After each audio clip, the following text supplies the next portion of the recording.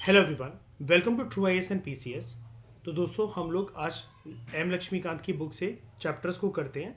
Central government के chapters को पकड़ते हैं। हम लोग अभी तक प्रेसिडेंट, वाइस प्रेसिडेंट, गवर्नर, इसका एक कॉम्बिनेशन में हम लोगों ने लेक्चर बनाया था कि इनमें से कौन पावरफुल है। हम लोगों ने पार्लियामेंट और स्टेट लेजिस्लेचर को भी बहुत कॉम्प्रिहेंसिव तरीके से कवर करा, जिसमें हम लोगों ने मोर देन 60 लेक्चर्स बनाए। ठीक है, अब हम आज बात करते हैं प्राइम मिनिस्टर सेंट्रल लेवल से और इन्हीं की परछाई राज्य में मुख्यमंत्री। फिर एक चैप्टर करेंगे इनके मंत्रिमंडल के बारे में, सेंट्रल काउंसिल ऑफ मिनिस्टर, और फिर मुख्यमंत्री का मंत्रिमंडल, स्टेट काउंसिल ऑफ मिनिस्टर्स। तो सबसे पहले स्टार्ट करते हैं प्राइम मिनिस्टर और चीफ मिनिस्टर को साइमल्टेनियसली। ठीक है, देखो, आप सभी को एक बात बहुत अच्छे से पता, आप इस बात से बहुत अच्छे से रूबरू हो कि हमारे देश में हमने अपना रखा है पार्लियामेंट्री फॉर्म ऑफ गवर्नमेंट। ठीक है, तो श्रेया, ये कौन से देश से अपनाया गया, हमने कहां से इंस्पिरेशन ली है? ब्रिटेन से ली। ठीक है, और ब्रिटेन में मयूर उसको क्या बोला जाता है? क्या बोला जाता है?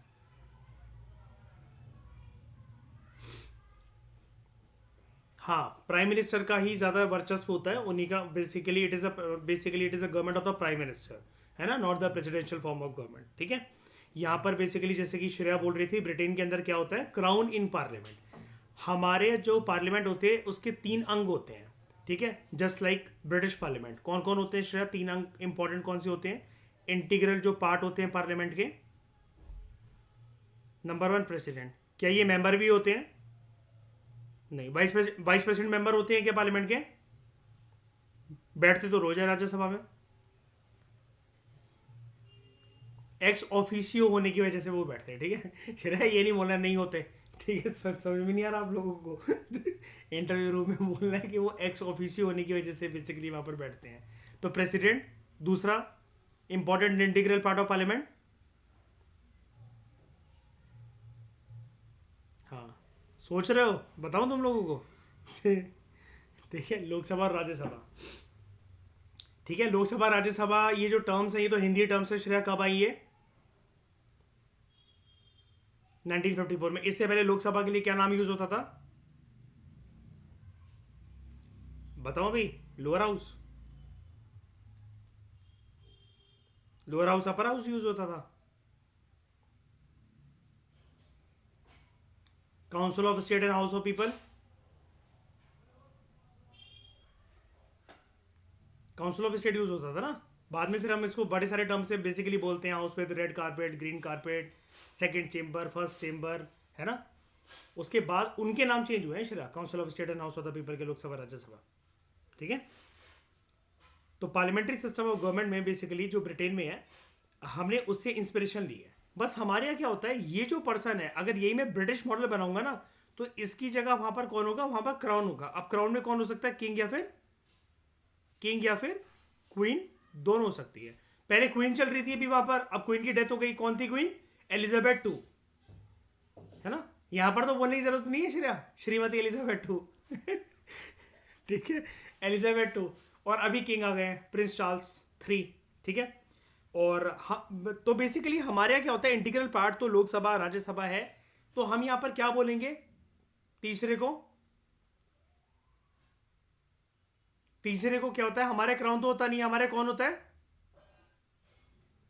हाँ, प्रेसिडेंट तो चलो एक पर्सन हो गया ना, उसकी पोस्ट का नाम हो गया, लेकिन मैं क्या बोलूं यहाँ पर? वेरी गुड, वेरी गुड, मैं यही जानना चाहता था। ये रिपब्लिक हुआ कि नहीं हुआ मयूर, श्रेया? रिपब्लिक। और रिपब्लिक कैसी कंट्री होती है जहां पर जो वो होता है हेड ऑफ द स्टेट, वो कौन होता है? इलेक्टेड होता है। वो अलग बात है कि कैसे भी इलेक्टेड हो सकता है, डायरेक्ट या फिर इनडायरेक्ट, है ना। हमारे देश में राष्ट्रपति के चुनाव कैसे होते हैं? इनडायरेक्ट। ईशा, कभी वोट डाला है प्रेसिडेंट को? घर वाले जाते हैं क्या प्रेसिडेंट के लिए इलेक्शन से हम वोट डालने जा रहे हैं? क्यों?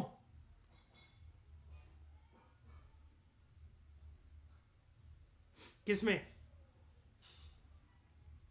अच्छा, थप्पड़ मारना सर अपने आपके।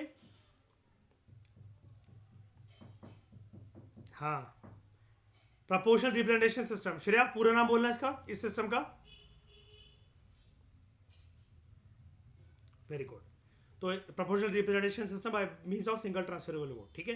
तो in the scheme of parliamentary form of government, जो कि हमारे कॉन्स्टिट्यूशन में हमने अडॉप्ट कर रखी है, इतनी बात से आप फेमिलियर हो गए सब कुछ. ये हमने पार्लियामेंट का बेसिक इंट्रोडक्शन कवर कर लिया यहाँ पर.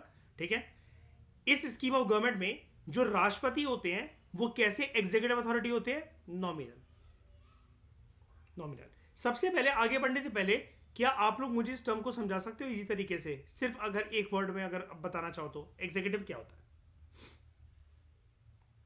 एग्जीक्यूटिव क्या होता है? गवर्नमेंट. ठीक है. गवर्नमेंट बेसिकली सरकार. ठीक है. अब मुझे एक बात सोच समझ कर आप बताना. यहां पर ये बोल रहा है प्रेसिडेंट नॉमिनल एग्जीक्यूटिव है. एग्जीक्यूटिव तो हम लोग उसको बोलते हैं ना मयूर, कोई भी इंप्लीमेंटेशन अथॉरिटी जो देश में होती है. लॉ मेकिंग को लेजिस्लेचर बोलते हैं श्रेया, इंप्लीमेंटेशन वाले को एग्जीक्यूटिव बोलते हैं, और जो कानून का दायरा क्रॉस करे और गिल्टीज को पनिश करे वो जुडिशरी है, कोर्ट है, कोर्ट ऑफ लॉ. राइट. लेकिन प्रेसिडेंट क्या चीज एग्जीक्यूट कर रहे हैं? ऐसा इनको क्यों बोला जा रहा है? नॉमिनल वॉमिनल छोड़ो, एक बार के लिए टर्म हटा दो. लेकिन प्रेसिडेंट एग्जीक्यूटिव अथॉरिटी क्यों है? हमारे देश में नॉमिनल है ना वो तो श्रेया, क्या कहते हैं, अमेरिका में तो वो रियल ही है ना. लेकिन प्रेसिडेंट को एग्जीक्यूटिव अथॉरिटी क्यों बोला जाता है? क्यों? बेसिकली देश में कोई भी कानून इनके हाथों के नीचे से अगर उस पर सिग्नेचर नहीं है तो वो कानून कानून नहीं बन पाएगा, है ना. राइट. और श्रेया, कितने रुपए वाले पेन से अगर साइन करेंगे तो कानून बनेगा वो?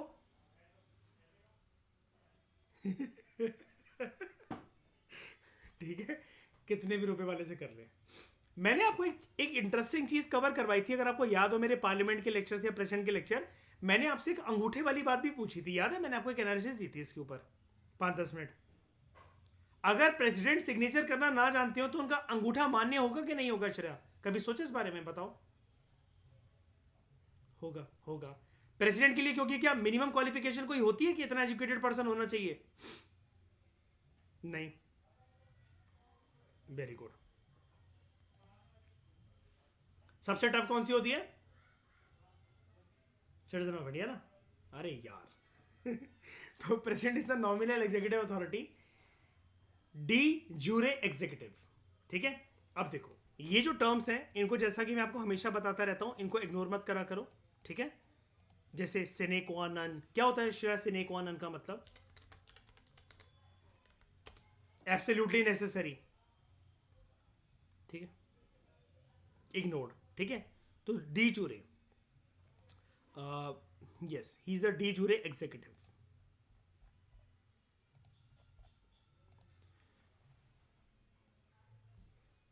In law and government, de jure describes practices that are legally recognized, regardless of whether the practice exists in reality.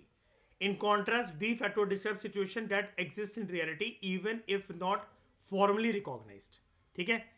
यानी कि डी जूरे का मतलब क्या हुआ?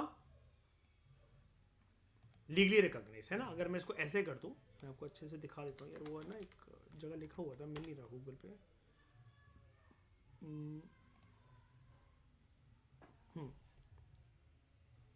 De facto, a legal concept used to refer to what happens in reality or in practice, as opposed to de jure, which refers to what is actually noted in legal code.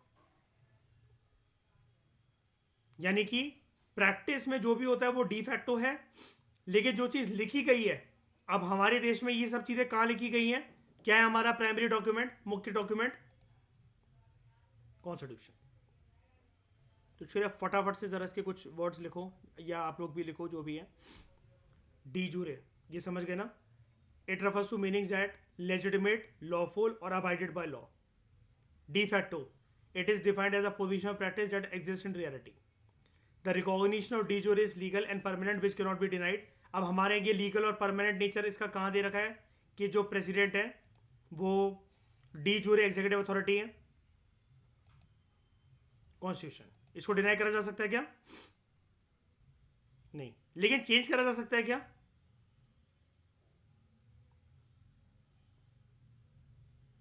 Amendment. Yes, we need a special type of amendment. ठीक है. तो it is not only the fact that that is performed by law but is legal and authorized also.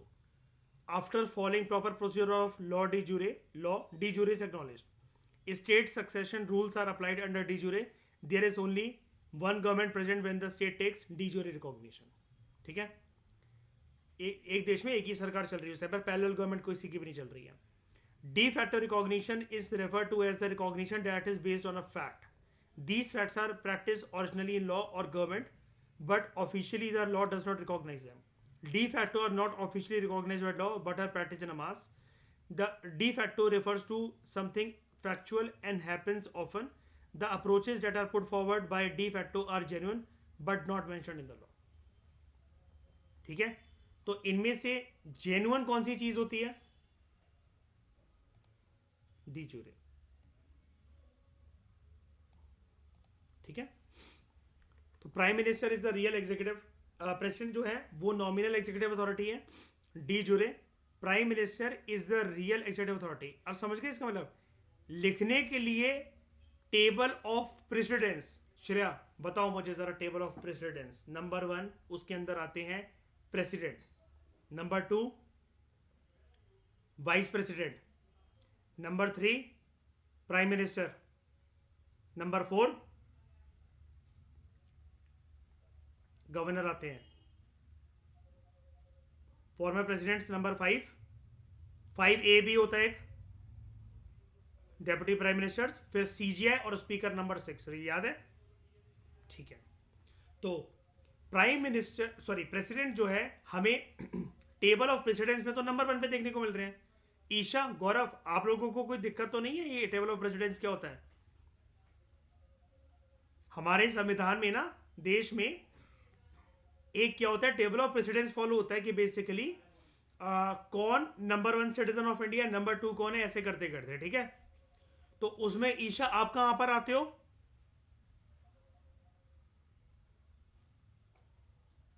गौरव कहां पर आते हो आप उसमें table of presidents में? नॉर्मल सिटीजन्स कहां आते हैं? वो ईशा पापा से पूछने गई है, सर हमारी फैमिली, पापा हमारी फैमिली कहां आती है?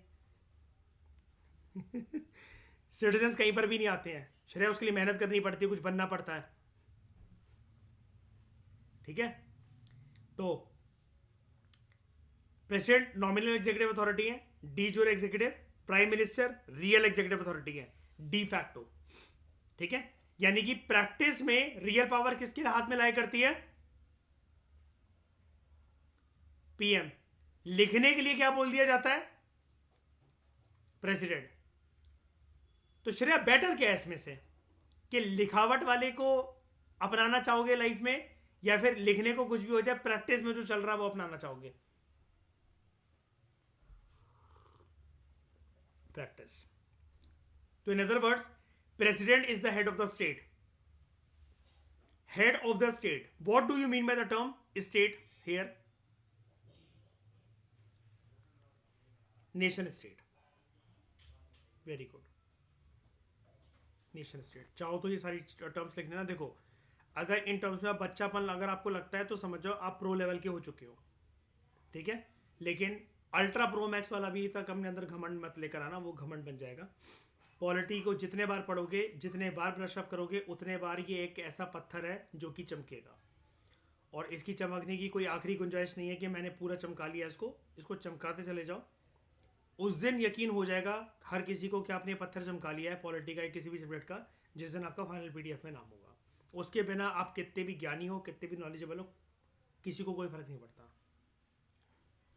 तो president is the head of the state, while prime minister is the head of the government. What do you mean by this phrase, head of the government?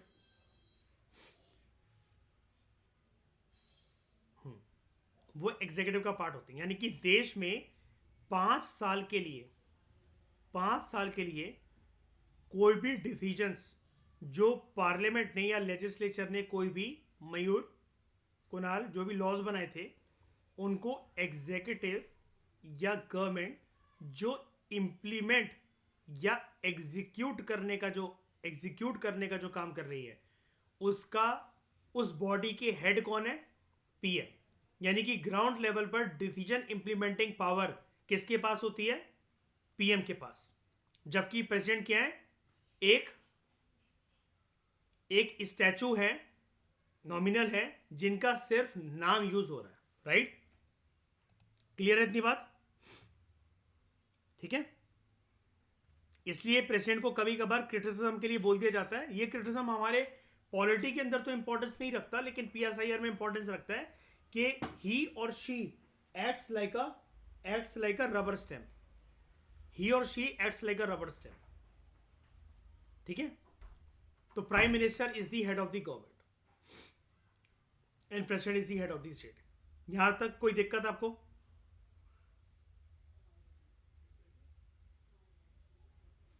ठीक है। अब बात करते हैं सीएम की। इन parliamentary scheme of government provided by the constitution, governor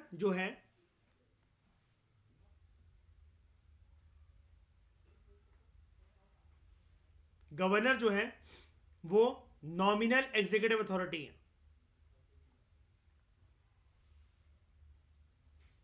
D jure लिखने के लिए क्या लिख दिया जाता है रूल में? गवर्नर सबसे बड़े एक राज्य में, और चीफ मिनिस्टर जो है वो रियल एग्जीक्यूटिव अथॉरिटी है, डी फैक्टो। तो दूसरे शब्दों में अगर हम लोग कहें, जो राज्यपाल है वो हेड ऑफ द स्टेट है, जस्ट लाइक सेंट्रल लेवल पर कौन होता है? प्रेसिडेंट। और जो मुख्यमंत्री है वो हेड ऑफ द गवर्नमेंट है, और इनकी परछाई सेंट्रल लेवल पे कौन? मतलब अगर आप पैरेलल एनालिसिस करो तो प्राइम मिनिस्टर। सिर्फ एक पोस्ट ऐसी होती है जो कि सेंट्रल लेवल पर और स्टेट लेवल पर नहीं है। कौन सी है वो? Vice president. ठीक है। तो जो पोजीशन है सीएम की at the state level is analogous to the position of prime minister at the centre. मतलब वही, जैसा कि मैं बार बार परछाई बोलता रहता हूं जिसको मैं।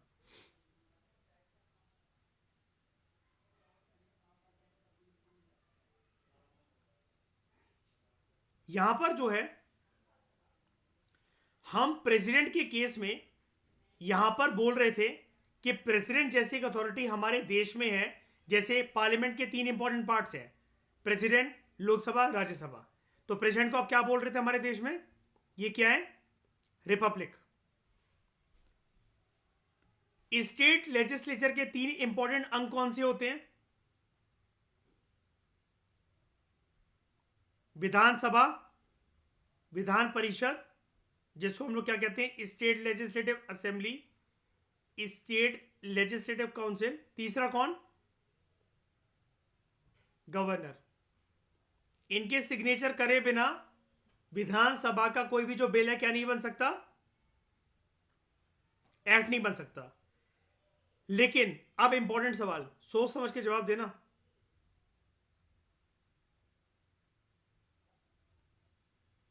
क्या इनको हम कहेंगे Republic eight the state level? Very good. ये नॉमिनेटेड अथॉरिटी है, ना कि elected. Governor is not elected, just nominated authority. ठीक है। तो रिपब्लिक अथॉरिटी हमें स्टेट लेवल पे देखने को नहीं मिलती है। कोई दिक्कत इस चीज में? कोई दिक्कत? श्रेया, हमारे देश की मुझे दो डी ज्यूरे अथॉरिटी बताओ, सेंट्रल लेवल स्टेट लेवल पर कंबाइन। और शाइनी, डी फैक्टो बताओ। Prime minister, chief minister. एक ऐसी अथॉरिटी का नाम बताओ मयूर, जो कि सेंट्रल लेवल पर तो है लेकिन स्टेट लेवल पर नहीं है। Vice president. ठीक है।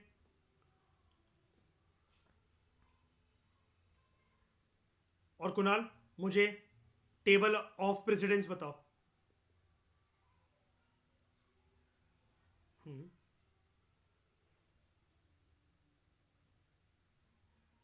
हम्म।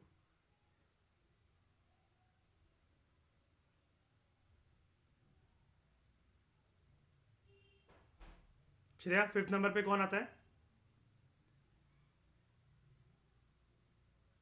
Deputy prime minister. ठीक है, 5A पर कौन आता है? Former president. Kunal, deputy prime minister और फॉर्मर प्रेसिडेंट। 6 पर कौन आता है?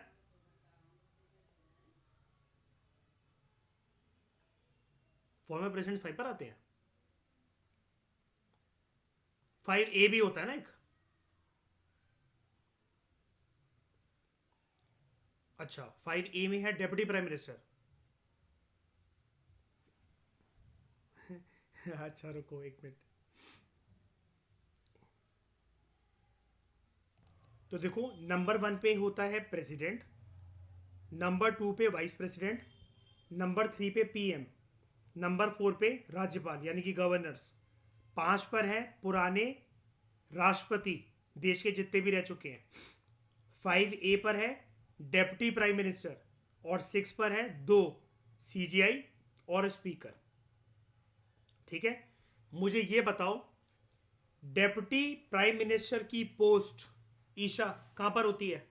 Which article of the constitution?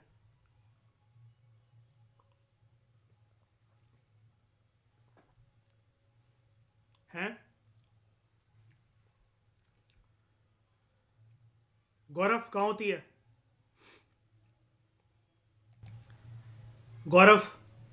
तो कौन से, हाँ हाँ, तो है ही नहीं कोई आर्टिकल, तो कैसे पता होगा? मुझे भी नहीं पता। ठीक है, कहीं मैं बताता हूँ। डेप्यूटी प्राइम मिनिस्टर कुणाल कौन था, तुम जानते हो उसको? पहले डेप्यूटी प्राइम मिनिस्टर थे सरदार वल्लभ भाई पटेल। आखिरी डेप्यूटी प्राइम मिनिस्टर का नाम भी तुम बहुत अच्छे से जानते हो, अपने क्या कहते हैं, कौन रह चुके हैं? LK आडवाणी। ठीक है, अभी किसको बनाने की बात चल रही है? नहीं, अभी किसको बनाने की, आजकल किसकी बात चल रही है? पागल हो गई, वैसे कोई भी करंट अफेयर बना दो अपने मन से। कुछ भी। अरे मेरे करंट अफेयर मैं बनाता हूँ। पीएम के अलावा एक, सॉरी पीएम कह रहा हूँ, सॉरी, मिनिस्टर के अलावा वो अटर्नी जनरल होता है ना, जो कि पार्टिसिपेट कर सकते हैं हाउस की प्रोसीडिंग्स में, है ना? ये दो ही लोग होते हैं ना, मिनिस्टर और अटर्नी जनरल के पास पावर होती है ना। ठीक है ठीक है, मुझे कल की ऑडियो में, मतलब वो कल की वीडियो में मुझे बोलना चाहिए था, मैं भूल गया। ठीक है, चलो कोई नहीं, अब आगे बढ़ते हैं। कंफर्टेबल हो सब लोग इस इंट्रोडक्शन में? मैं आगे बढ़ूँ फटाफट जल्दी। ठीक है, चलो पीएम की तरफ बढ़ते हैं। अपॉइंटमेंट ऑफ पीएम, प्लीज इसको इत्मीनान से सुनना। इस चैप्टर में आगे इस टॉपिक के अलावा जो भी चीजें हैं वो आप पार्लियामेंट के चैप्टर से कवर कर चुके हो, कुछ भी नया नहीं है, बस यहां पर आपको 2-4 पर्सपेक्टिव नए मिल जाएंगे। तो इसी पेज तक बस अपना पेशेंस होल्ड करके रखो, बाद में आराम से बिस्तर पे लेटे लेटे क्लास देख लेना। ठीक है, अपॉइंटमेंट ऑफ पीएम, सबसे इंपॉर्टेंट बात, ये हेडिंग पढ़ो एक बारी जरा, अपॉइंटमेंट ऑफ पीएम। यार पीएम की रियल ग्राउंड्स पे अपॉइंटमेंट होती है क्या? ये अपॉइंटेड अथॉरिटी है? हाँ, नहीं नहीं, पहले बताओ, अपॉइंटेड अथॉरिटी है मयूर ये?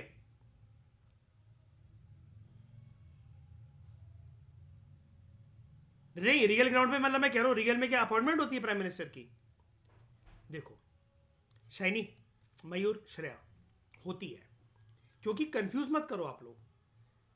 आप जो मैंने आपसे पूछा ना मयूर, आपके ब्रेन में मैंने न्यूरॉन्स को किस तरीके से खेला, मैंने नॉमिनेटेड, आपको नॉमिनेटेड लग रहा होगा वो सोचने में। 3 टर्म्स अलग होते हैं, इलेक्शन, नॉमिनेशन और अपॉइंटमेंट। मैं अगर चुनाव लड़कर आया भी हूं ना, मुझे कोई तो दिखाए कि मुझे जाना का है। अब जैसे यूपीएससी को क्लियर करने के बाद, जैसे कि वो बस्ती वाली अपनी वीडियो देखी होगी, तो मयूर ऑटो वालों को चालान काटने लगोगे जा जाकर? निकालो ओवर स्पीडिंग के पैसे, कभी तो करी होगी ओवर स्पीडिंग। पता तो होना चाहिए ना कि जाना का है। श्रेया, यूपीएससी की पीडीएफ में आने के बाद सड़कों पे चिल्ला चिल्ला के बोलोगे मी आइए सड़ जाओ सारे यहां से? आपको एक अपॉइंटमेंट लेटर आता है कि नहीं आता है? और मैंने क्या बताया था आपको, एक इंपॉर्टेंट चीज, यूपीएससी में अगर सिलेक्शन हो भी जाए, रैंक वन भी आ जाए, गारंटीड है क्या कि एक सिविल सर्वेंट बन जाओगे? यूपीएससी को तो एक दायित्व दिया गया है, रिस्पॉन्सिबिलिटी दी गई है ना? क्या ऐसे एग्जाम कंडक्ट करा के हमें भी कुछ ब्यूरोक्रेट सिविल सर्वेंट्स दे दो जो कि हमारे सरकार में हमें योगदान दें, राइट?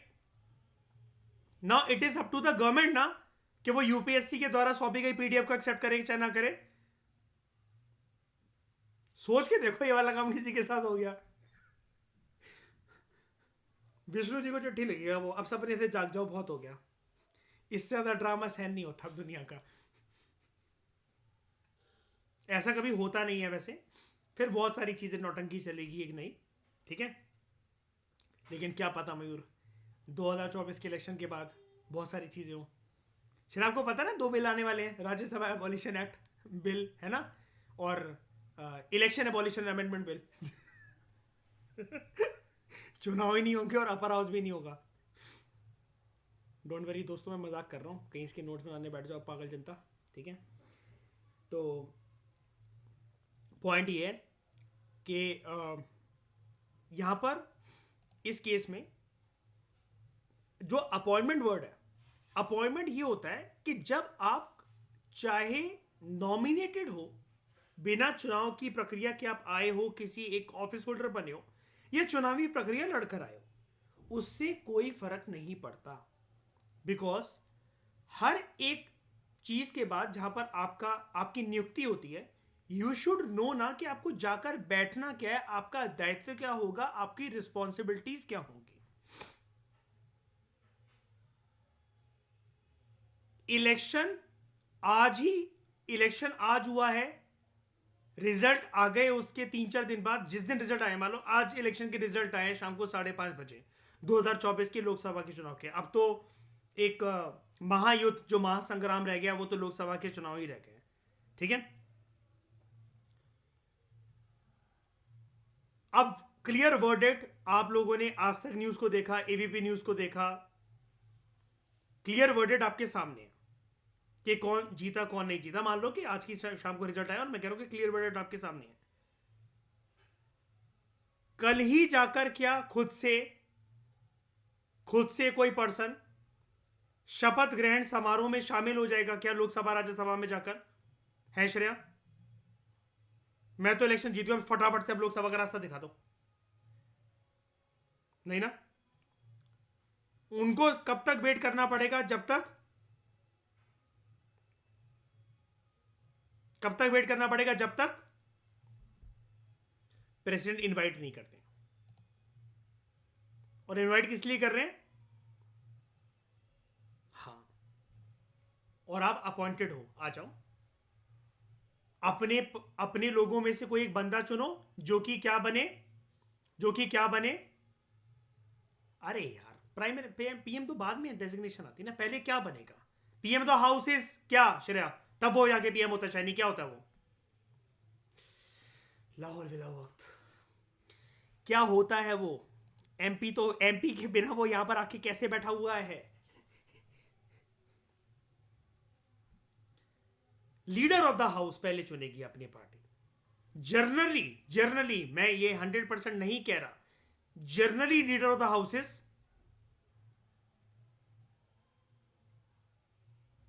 बता तो दो, अब आगे तो बोलो। Generally leader of the house is PM.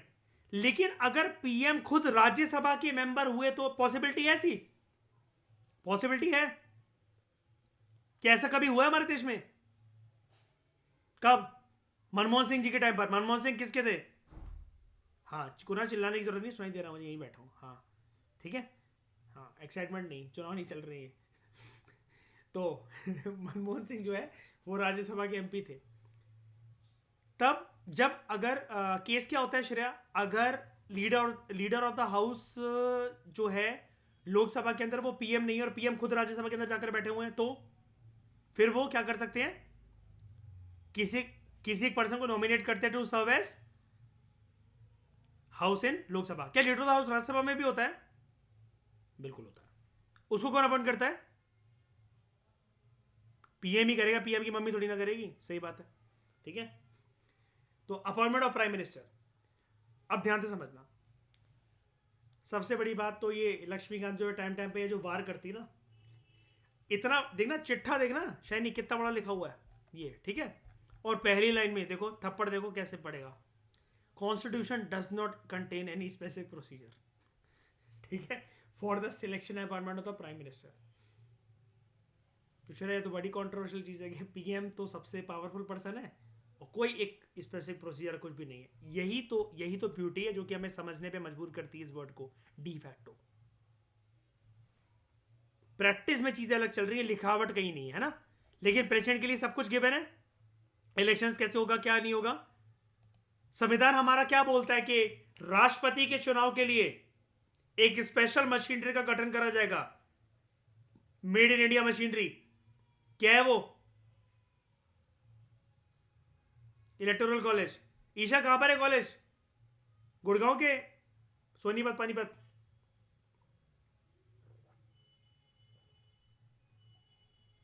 Choice देता हूं, चलो, दिल्ली के हरियाणा।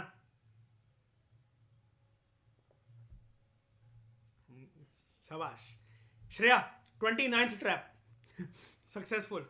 एक्यूरेसी 100% है अभी तक मेरी इसमें। मयूर एक भी ऐसे लेटर नहीं हुआ अभी तक मेरा इसमें Isha, it is not a college, ये तुम्हारा डीओ नहीं है, ठीक है, ये प्रोसीजर का नाम है, ठीक है। बुरा नहीं मानना चाहिए ईशा, ये ऐसे ही सीखना है, ठीक है, रोने मत बैठ जाना अब। तो कॉन्स्टिट्यूशन जो है, it does not contain any specific procedure for the selection and appointment of prime minister. संविधान तो कुछ नहीं बताता इसके बारे में, लेकिन एक आर्टिकल है, इसको शाइनी बसा लेना बिल्कुल, ठीक है, इंपॉर्टेंट है क्योंकि बहुत ज्यादा आर्टिकल 75, ठीक है मयूर, श्रेया, बहुत इंपॉर्टेंट आर्टिकल है ये कुणाल, आर्टिकल 75। मतलब आर्टिकल 75 के अंदर कुछ प्रक्रिया लिखी हुई है, संविधान जो है उसके अंदर नहीं है। अब डिफरेंस क्या हुआ, क्या सारी चीजें जो आर्टिकल में लिखी होती हैं क्या वो संविधान में शुरू से चिपकी आई थी क्या? बताओ, ऐसा तो नहीं होता ना। क्या मैं आज कोई आर्टिकल डाल सकता हूं संविधान में? बिल्कुल। और कोई निकाल सकता हूं? बिल्कुल। आपने वो सुना है कभी कभार, कोई भी एक एक्ट आता है, आर्टिकल आता है या कुछ भी चीज होती है तो ब्रैकेट में लिख दिया जाता है रिपील एक्ट, ठीक है। तो आर्टिकल 75 कहता है, article 75 says only that the prime minister shall be appointed by the president, ठीक है, says only that the prime minister shall be appointed by the president. अब आप कहोगे ये ओनली वर्ड को इतना हाईलाइट आप क्यों कर रहे हो? वो इस वजह से, देखो, जब बात आती है प्रधानमंत्री की, प्रधानमंत्री का अस्तित्व तो सेकेंडरी अस्तित्व है ना। सबसे पहले तो चुनावी प्रक्रिया से वो एमपी बनकर आए ना इस हाउस के अंदर, राइट। और ये कोई बहुत मान पर्सन तो है नहीं, पार्टी ने आपस में डिस्कस करके एक नाम आगे दिया ना कि ये हमारी पार्टी ने सबसे ज्यादा सीटें प्राप्त करी लोकसभा के अंदर, हम एक बंदे का नाम आगे कर रहे हैं जो कि प्रधानमंत्री बनेगा, राइट, यही है ना। कल को पार्टी चाहे इसको खींचकर किसी और को आगे कर सकती है प्रधानमंत्री बनने के लिए, राइट। हाँ, वो अलग पॉसिबिलिटी है कि अगर पर्सन एमपी ना हो तब भी प्रधानमंत्री बन सकता है, बिल्कुल। कितने महीने के लिए? 6 महीने के लिए। 6 महीने के बाद उसको क्या प्रूव करना पड़ेगा? अपना MPship in the floor of the house, right. 6 महीने तक आप मिनिस्टर रह सकते हो बिना एमपी बने भी, ये वाली बात पता है सबको? मयूर, क्लियर है वाली बात? ठीक है। तो article 75 says that only the prime minister shall be appointed by the president. Shreya, prime minister के साथ और कौन कौन लोग आए थे एंट्री लेवल पर? नहीं, मैं वही तो कह रहा हूं, तो सेकेंडरी है ना। आप ये कहो और भी तो एमपी आए थे सर इसके साथ, है ना, लेकिन उनकी नियुक्ति तो नहीं करवा रहा ना, नहीं हो रही ना राष्ट्रपति के द्वारा। वो तो अब देखो श्रेया, बिल्कुल भी कंफ्यूज मत होना शाइनी, नियुक्ति अलग चीज होती है, शपथ ग्रहण समारोह एक अलग चीज है। दिमाग में अगर कहीं ये आ रहा हो ना श्रेया कि शपथ तो दिलवाता ही है राष्ट्रपति, है ना, दिलवाता है कि नहीं दिलवाता है सर एमपी को शपथ? उसकी भी दो इंटरप्रिटेशन जाती हैं। कैसी इंटरप्रिटेशन श्रेया?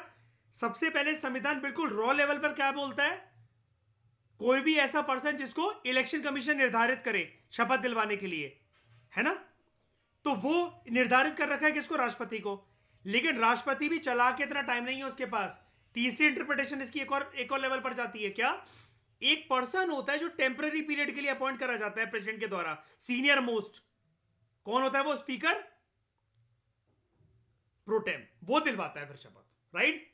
दिलवाने को राष्ट्रपति भी कुछ को दिलवाकर स्पीकर प्रोटेम वगैरह कॉम्बिनेशन में सब कुछ करवा सकते हैं। लेकिन आपने कभी देखा है किसी राष्ट्रपति को कि 550 एमपीज को वो लोकसभा के अंदर बोलती चला जा रहा है, बोलती चला जा रहा है, बोलती चला जा रहा है? देखा है इतना बड़ा कभी शपथ ग्रहण समारोह?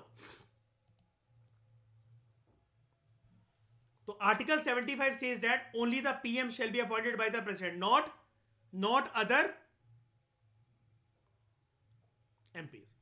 यानी कि एक पार्टी जिसको सबसे ज्यादा सीटें मिल रखी हैं, वो एक पर्सन का नाम आगे फॉरवर्ड करती है कि ये पीएम है, फिर प्रेसिडेंट उसको अलग से बुलाते हैं, इनवाइट करते हैं। वो मेल भी हो सकते हैं, फीमेल भी हो सकते हैं, कोई भी हो सकते हैं, कि आप आइए आगे और प्रधानमंत्री का पद संभालिए, राइट। इतनी बात क्लियर हुई? ये प्रोसीजर लेकिन हमें संविधान बताता है क्या? नहीं। मैं जितना इस बात को हाईलाइट कर रहा हूं ना, मैं बहुत कम कर रहा हूं। ये वाली बात बहुत इंपॉर्टेंट है। ये appointment of the prime minister and appointment of the CM बहुत इंपॉर्टेंट है। तो आर्टिकल 75 ये कहता है कि only the prime minister shall be appointed by the president. However, this does not imply that the president is free to appoint anyone as the prime minister. कि prime minister shall be appointed by the president, तो president जो है वो भारत दर्शन करने निकलेंगे, है ना, और किसी को भी उठा लेंगे, है ना, गार्ड्स इसको उठाओ, इस पर्सन को, इसको हमें प्रधानमंत्री बनाना आज, ठीक है? ऐसा नहीं है। क्योंकि हम जानते हैं, प्रेसिडेंट के चैप्टर हम पहले ही पढ़ चुके हैं, सांस और सूसू के अलावा कोई भी लिबर्टी नहीं है प्रेसिडेंट को। हर काम उनको पूछकर करना पड़ता है। किससे? प्रधानमंत्री और उनके मंत्रिमंडल से, है ना। और श्रेया, वो बेड और शीशे का दुख तो जानते ही हो, है ना, वो रूम सिर्फ दिखावटी है गूगल इमेजेस के लिए, है ना। तो this does not imply that president is free to appoint anyone as प्रधानमंत्री। No, not at all. In accordance with the conventions of the parliamentary form of government. किसके अकॉर्डिंग? कन्वेंशंस के according. देखो, जब भी शाइनी श्रेया कोई भी चीज अगर डी जूरे नहीं है, वो लिखावट में नहीं है, तो वो डी फैक्टो है, या तो वो प्रैक्टिस में चल रही है। और प्रैक्टिस में श्रेया कोई भी चीज कन्वेंशंस की फॉर्म में तो चलेगी हमारे देश में, है कि नहीं? तो in accordance with the conventions, क्यों? क्योंकि संविधान में कुछ लिखा ही नहीं है। मयूर, सेंस बना रही है मेरी बात? जब संविधान में कोई लिखा ही नहीं है, तो जो प्रक्रिया जैसे चलती हुई आ रही, जो चलन चल रहा है ना, जो रीति रिवाज परंपरा जो चल रही है, उसके अकॉर्डिंग अब हम बात करने जा रहे हैं। तो in accordance with the convention of the parliamentary system of government, president जो है, देखो वो क्या बोल रहा था कि प्रेसिडेंट जो है वो अपॉइंट करता है किसी भी पर्सन को एज पीएम, ठीक है। लेकिन parliamentary form of system, parliamentary system of government के according, convention of parliamentary system of government के अकॉर्डिंग, प्रेसिडेंट को क्या करना पड़ता है? अब प्रेसिडेंट को बांधा जा रहा है एक मजबूरी से। कौन सी मजबूरी? अब मजबूरियां ना बहुत सारी हैं, मैं यहां पर पहली मजबूरी का जिक्र करने जा रहा हूं। यानी कि एक चीज आपको पता लग गई, प्रेसिडेंट अभी ये पहले आपको बता रहा है, जब प्रेसिडेंट स्वतंत्र रूप से कुछ भी काम कर सके, उसको संवैधानिक भाषा के अंदर क्या बोलते हैं हम लोग? कौन सा अंग्रेजी टर्म इस्तेमाल करते हैं जब स्वतंत्र रूप से अपने मन से कुछ भी कर सके? Discretion. Very good Isha, discretionary power. तो पहले केस में अगर यहां पर बंदिशें लग रही हैं, तो श्रेया कोई भी डिस्क्रिशन है क्या प्रेसिडेंट के पास? यहां पर जब ये बोल दिया गया है this does not imply president is free to appoint anyone as PM, ये डिस्क्रिशन हुई क्या फिर इसकी? अगर वो फ्री होते क्या वो किसी को भी अपॉइंट कर सकते हैं, तो क्या वो उनकी डिस्क्रिशन होती? अब एक बात को हाईलाइट करके आप लोग लिख लो, श्रेया, शाइनी, आगे बढ़ने से पहले मयूर एक बात लिख लो। प्रेसिडेंट जो अपॉइंटमेंट करते हैं, प्रेसिडेंट जो अपॉइंटमेंट करते हैं किसकी, पीएम की, उस केस में उनके पास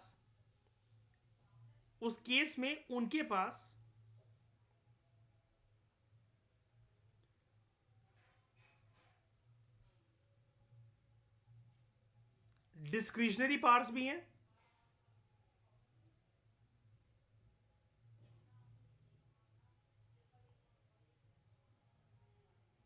और नॉन डिस्क्रिशनरी पावर्स भी हैं। डिस्क्रिशनरी पावर्स ऑब्वियस सी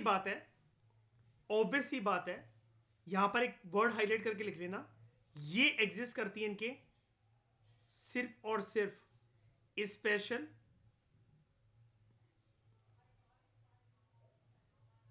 सर्कमस्टांसेस में।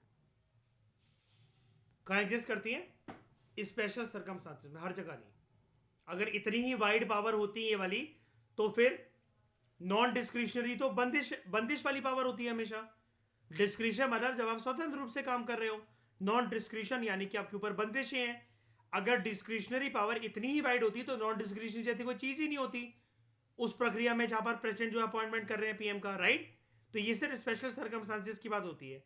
यानी कि एग्जामिनेशन परस्पेक्टिव से श्रेया, शाइनी, हमारे लिए तो ये वाली बात फिर श्रेया बहुत इंपॉर्टेंट हो गई है कि उन स्पेशल सर्कमस्टांसेस को पहचानना जहां पर इतनी बड़ी नियुक्ति अपनी मर्जी से कर सके, राइट। ठीक है शाइनी, क्लियर हो गई ये वाली बात। आगे बढ़ते हैं। ये आई होप आपने बना लिया होगा। ये वाली बात याद रखना प्लीज, क्योंकि यूपीएससी आपको एक स्टेटमेंट दे देगा फालतू की कि प्रेसिडेंट जो अपॉइंटमेंट करते हैं ना पीएम का, उनका वहां पर कोई डिस्क्रिशनरी पावर है ही नहीं। कैसे नहीं है, बिल्कुल है, लेकिन उसके लिए कंडीशन क्या बोल रहे हैं हम लोग मयूर, ओनली इन स्पेशल सर्कमस्टांसेस, और इन सर्कमस्टांसेस को हमें पढ़ना जरूरी है। तो चलो, इसलिए मैं बोल रहा था कि ये वाले पैराग्राफ के अंदर ना हिडन एस्पेक्ट और तिगड़म बहुत सारी है जिसको हमें खींच खींच के निकालना पड़ेगा और एक जगह पर कंसोलिडेट करना पड़ेगा। तो पहले हम लोग क्या पढ़ने जा रहे हैं, सबसे पहले शुरुआत होती है इस बात से मयूर के पार्लियामेंट्री सिस्टम ऑफ गवर्नमेंट में प्रेसिडेंट जिस तरीके से भी पीएम को अपॉइंट कर रहे हैं, ये किसी संवैधानिक प्रोविजंस के अनुसार हो रहा है श्रेया, या फिर कन्वेंशन के अकॉर्डिंग हो रहा है, पहले ये बताओ। कन्वेंशन। और ये कन्वेंशन कौन से आर्टिकल में दिखती है हमें डायरेक्टली इनडायरेक्टली, 75। अब देखो मैं कह रहा हूं डायरेक्टली इनडायरेक्टली, मैंने ये तो नहीं बोला, क्योंकि आपके मन में आया होगा सर आप कन्वेंशन भी बोल रहे हो और फिर आर्टिकल का सहारा भी ले रहे हो उसके अंदर। आर्टिकल का सहारा अगर हो जाए तो फिर वो कन्वेंशन नहीं होता, लेकिन मैं कह रहा हूं उस आर्टिकल के इर्द गिर्द घूम रहा है वो पहलू, है ना, समझ रहे हो मयूर, मतलब उसका कंबाइन, मतलब अब कैसे बोलूं मैं इसको, प्रॉपर पार्ट नहीं है उस आर्टिकल में, कुछ गिवन नहीं है ऐसा कुछ, लेकिन उससे हम एक चीज डिराइव कर रहे हैं, खींच रहे हैं, एक इंटरप्रिटेशन बना रहे हैं, और ऐसी प्रक्रिया चलती चली आ रही है शुरू से। ओके, इतनी बातें क्लियर हो रही हैं आप लोगों को।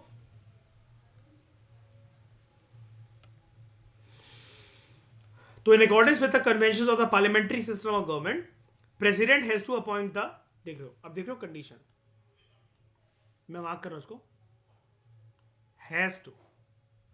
प्लीज मेरे इन हाइलाइट्स को, इन गोलों को सीरियसली ले, ठीक है। ये मैं ड्राइंग्स नहीं बनाता हूं नॉर्मल, ये इंपॉर्टेंट है, इंपॉर्टेंस, ठीक है। तो प्रेसिडेंट हैज टू अपॉइंट, अब हैज टू का मतलब ये आ गया ना, बताओ हैज टू जहां पर वर्ड लग गया श्रेया, डिस्क्रिशनरी कि नॉन डिस्क्रिशनरी,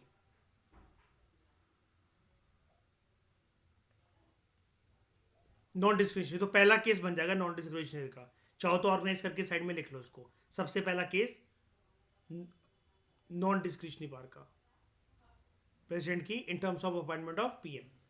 तो प्रेसिडेंट हैज टू, राष्ट्रपति हैज टू अपॉइंट किसको, leader of the majority party in Lok Sabha. This line is extremely important, leader of the majority party Lok Sabha. सबसे पहले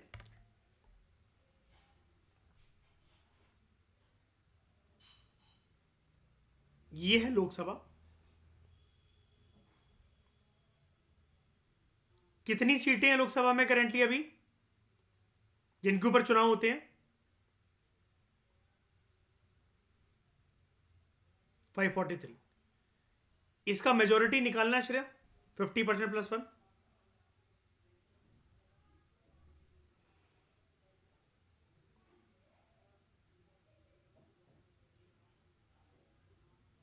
272। हम 273 मान लेते हैं, ठीक है। कोई भी एक नंबर दे दो मुझे जहां पर किसी भी पार्टी को एक सीटें मिली हो। शायद एक नंबर दे देना मुझे जरा, 273 कुछ वो छोड़ो, कोई अच्छा नंबर राउंड फिगर में कोई बता दो। ठीक है, 280 मान लेते हैं। 280 जिसके पास 280 सीटें आई आई हैं, क्या ये मेजॉरिटी पार्टी है? ठीक है, तो इसको ले लेते हैं मेजॉरिटी पार्टी। अब इस पार्टी का कोई नाम बता दो जरा मुझे कुणाल, कोई भी पार्टी। कांग्रेस। कह रहा मुझे कह रहा हरवा के कह रहा है। कांग्रेस, चलो ठीक है, भगवान इनकी आत्मा को शांति दे। कांग्रेस पार्टी, ठीक है। तो कांग्रेस ने, कांग्रेस पार्टी यहां पर जीती। इसके कितने वो हैं सांसद हैं इसके अभी इस केस में? 280 MP। अब ध्यान से समझना प्लीज, ये चाहो तो इन डायग्राम्स को बना लिया करो। मैं क्योंकि ऐसे ही पढ़ता हूं, मैं ऐसे ही याद रखता हूं चीजें, और इससे लॉन्ग टर्म रिटेंशन रहती है। आप ये वाला काम कभी भी करके देख सकते हो।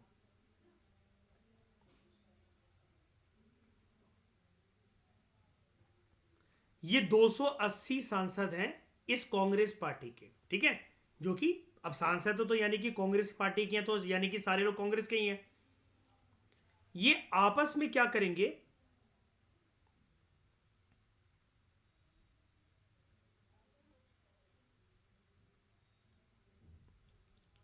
सीक्रेट डिस्कशन करेंगे।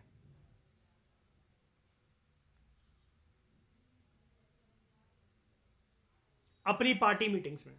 सिर्फ यही नहीं, पूरी कांग्रेस करेगी, लेकिन इनके बीच में डिस्कशन होगी। और ये फिर सारे लोग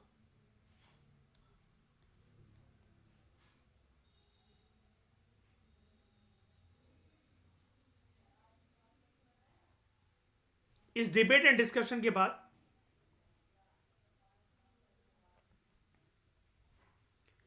एक पर्सन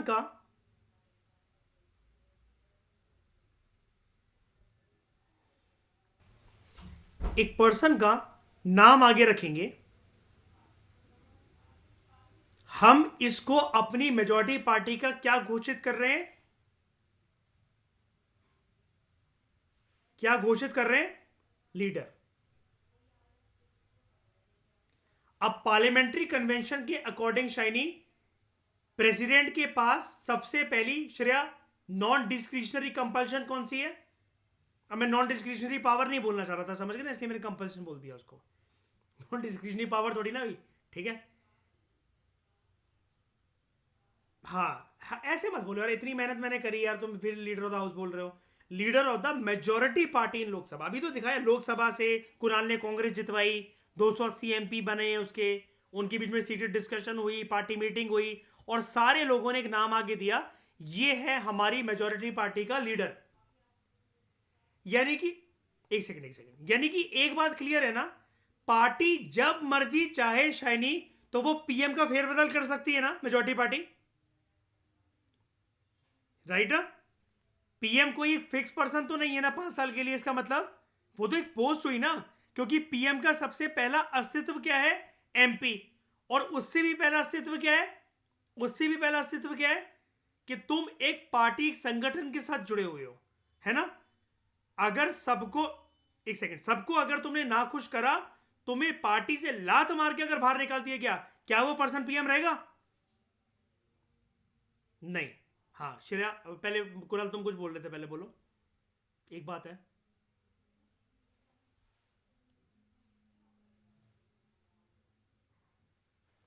ये तो मेरा बोलने का एक तरीका था। मैंने क्या बोला? सीक्रेट डिस्कशन, पार्टी मीटिंग, और मैंने ये भी बोला ये 280 तो मैंने बोला भी नहीं, मैंने बोला पूरे कांग्रेस में एक नाम आगे एक नाम आगे आएगा। यार नाम आगे क्या, देखो एक बार बताऊं मैं, इतने तो मैच्योर होना आप लोग यार। मयूर, ये वाला नाम ऐसा तो है नहीं कि पहले एमपी बनती हो, देख लेते किसकी पार्टी बनती है, फिर नाम आगे करेंगे। सबको पहले पता होता ना। जब श्रेया 3 बार सीएम रह चुके नरेंद्र मोदी जी को गुजरात से दिल्ली बुलाया जा रहा था, सबको पता था ना कि आने वाले टाइम के अंदर बीजेपी के जीतने के चांसेस हैं। 2014 के लोकसभा के चुनाव के अंदर, और अगर ये जीतते हैं तो बीजेपी के बेस्ट उम्मीदवार पीएम मोदी ही होंगे। कि इसमें किसी को भी कोई शंका, कोई डाउट है कि 2024 में अगर बीजेपी आई तो पीएम मोदी तीसरी बार प्रधानमंत्री नहीं होंगे? बताओ। कोई और चेहरा आपके सामने स्मृति ईरानी को देखना चाह रहे हो अगर आप?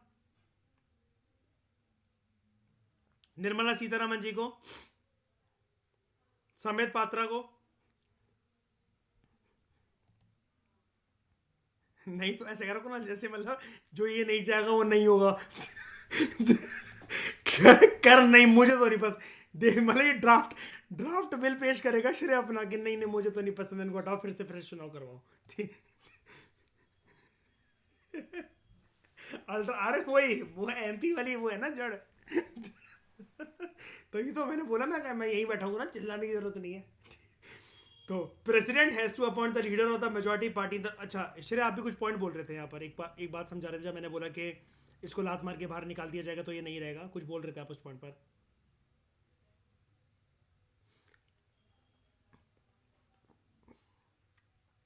वो तो हाँ, वो तो चलो उसके केस में होता है कि जब वो अपनी मेजॉरिटी वगैरह मतलब बेसिकली प्रूव ना कर सके,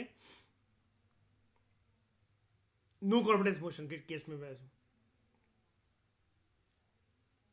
बात अगर आ जाए, हाँ वो करेक्टिव रिस्पॉन्सिबिलिटी हाउस में तो है ही। लेकिन अभी तो वही वाली बात है ना, सरकारी प्रक्रिया श्रेय यहाँ पर शुरू ही नहीं हुई है, इसलिए मैं उस पॉइंट को बीच में नहीं लाना चाह रहा हूँ। अभी बनने तो दो, पहले तो वो नाम तो आगे करें। पीएम ही नहीं है तो टूटेगा कैसे पहले सारा संगठन? ठीक है, शपथ तो ले लें दो श्रेय, शपथ शपथ से पहले पहले ही नाम आगे आ रहा है। वो तो सरकार पहले गिरा दो। इस बार श्रेया का एक बहुत बड़ा मकसद है, पता है क्या? श्रेयाचार्य मोशन ऑफ थैंक्स पास ही ना हो 1 फरवरी को।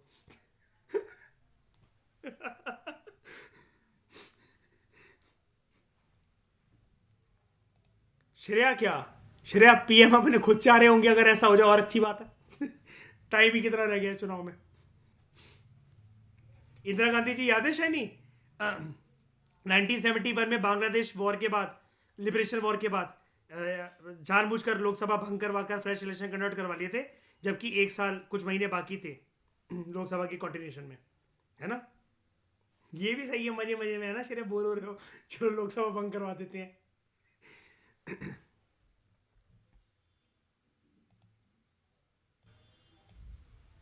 ठीक है, उसके बाद तो सबसे पहली नॉन डिस्क्रिशनरी कंपल्शन आपने क्या देखी राष्ट्रपति की, which works according to a parliamentary convention, that राष्ट्रपति के पास कोई चॉइस नहीं होती। सबसे पहले उनको क्या करना पड़ता है, लोकसभा के अंदर मेजॉरिटी पार्टी जो होती है उसका जो लीडर होता है उसको अपॉइंट करना पड़ता है as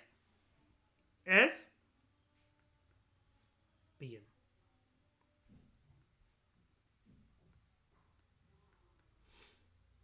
as PM.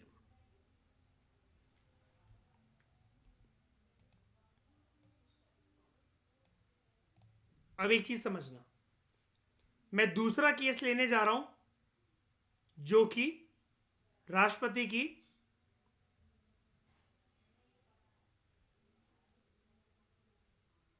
Discretionary power को शो करेगा। ओके, पहला केस था नॉन डिस्क्रिशनरी का, अब discretionary. But when no party has a clear majority in Lok Sabha, इसका मतलब क्या होता है? इसको हम श्रेया क्या कहते हैं कि इंग्लिश टर्म्स है, पॉलिटी की टर्म्स में विच पार्लियामेंट,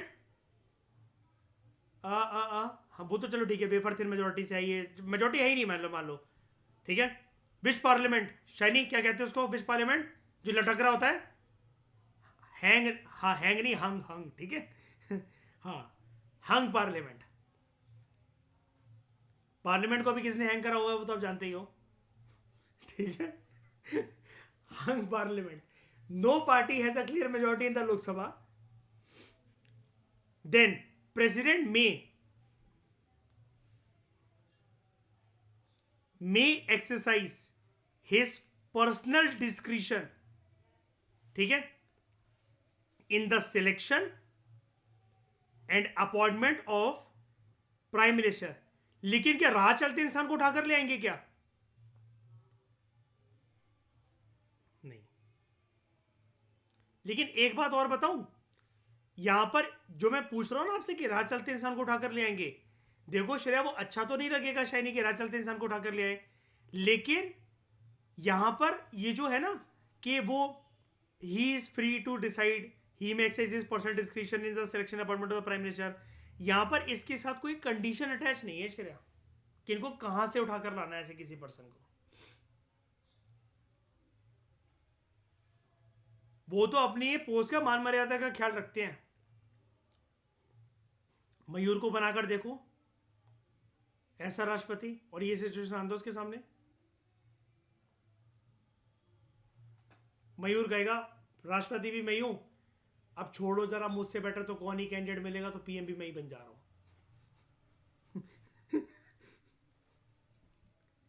मैं अपना पर्सनल डिस्क्रिप्शन कल एक्सरसाइज करने का सोच रहा था, शीशे में मुझे मैं ही दिखा, तो मैंने अपने आप को ही नियुक्त कर दिया आज।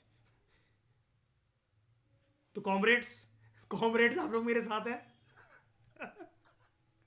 फिर श्रेया आप जानते हो आगे की प्रक्रिया, फिर माइक वाइक टूटना स्टार्ट होंगे, दो लोग बालकनी से कूदेंगे, ठीक है। तो when no party has clear majority in the Lok Sabha, then the president may exercise his personal discretion in the selection and appointment of prime minister, ठीक है। अब देख रहे हो वहां पर कंडीशन क्या थी, हैज टू, नेसेसरी तरीके से करना है, यहां पर मे, रिलैक्स, रिलैक्स तरीके से, personal description, personal choice, freedom, liberty, in such situation, in such situation. अब ये वर्ड जब भी आता है, ये वर्ड जब भी अटैच होकर आता है, एक एक टर्म पे देखो, फोकस करो प्लीज यार, ये मैं आपको पहले ही बोल चुका हूं, मैं चैप्टर के अंदर कुछ भी इंपॉर्टेंट नहीं लगता मुझे, सिर्फ ये अपॉइंटमेंट वाली बात पार्लियामेंट के चैप्टर से अलग है, बस बाकी सब कुछ पार्लियामेंट में आप कर चुके हो। President usually appoint the leader of the, अभी आगे पढ़ाता हूं मैं, लेकिन यहां पर यूजली से क्या मतलब है हमारा, यूजली इस वर्ड को डिनोट नहीं करता है क्या,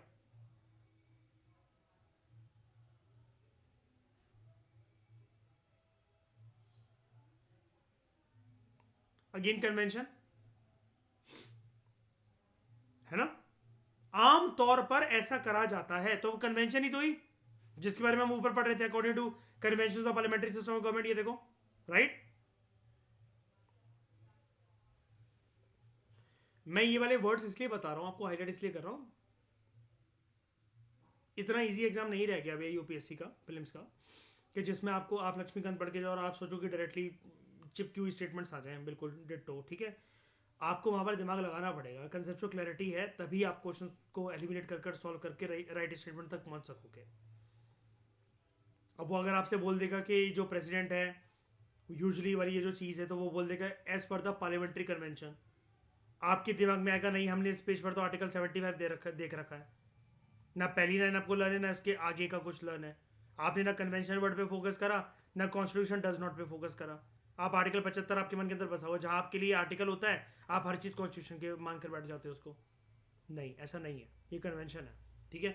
इन such a situation president usually appoints the leader of the largest party, the leader of the largest party, अगर हंग पार्लियामेंट है, किसी एक सिंगल पार्टी को, किसी को भी एक क्रिस्टल क्लियर मेजोरिटी नहीं मिली सरकार बनाने की, उस केस में नंबर ऑफ पार्टीज ने, मान लो सिचुएशन तो कोई भी हो सकती है, नंबर ऑफ पार्टीज ने अपना कोलिजन बना लिया। अभी बीजेपी का अस्तित्व लोकसभा के अंदर कैसा है, मेजोरिटी पार्टी का या फिर कोलिजन पार्टी का, नहीं मेजोरिटी नहीं है, मेजोरिटी से तो वो जीती है, अपने पार्टनर्स को छोड़ा नहीं है उसने, लेकिन majority along with collision partners. Mayur, BJP बिना चार दल के कैसे जीत जाएगी, समझ रहे हो, उसके चार दुर्गा माँ के हाथ जो, वो भी तो कहीं ना कहीं होते ही हैं, और उनको अगर नज़रअंदाज कर दिया तो फिर बहुत भारी भरकम नुकसान चुकाना पड़ सकता है, ठीक है। अपनी पार्टीज को साथ लेकर चलते हैं ये लोग, तो बीजेपी आज के समय में ज्यादा हाईलाइट हो गई है बीजेपी, लेकिन बीजेपी का कोलिजन ग्रुप का नाम क्या होता है आपको पता है वाली बात, नाम जानते हो, एनडीए, नेशनल डेमोक्रेटिक अलायंस, और कांग्रेस का क्या होता है, UPA, United progressive alliance.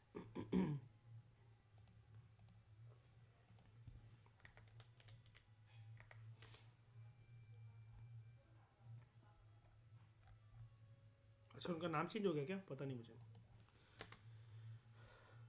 NDA,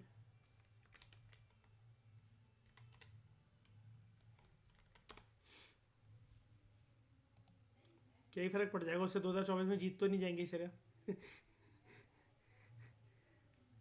ये देखो, अभी देखो एनडीए के क्या नाम हो गया उसका, यूपीए का क्या कह रहे हो शनि, सिर्फ India.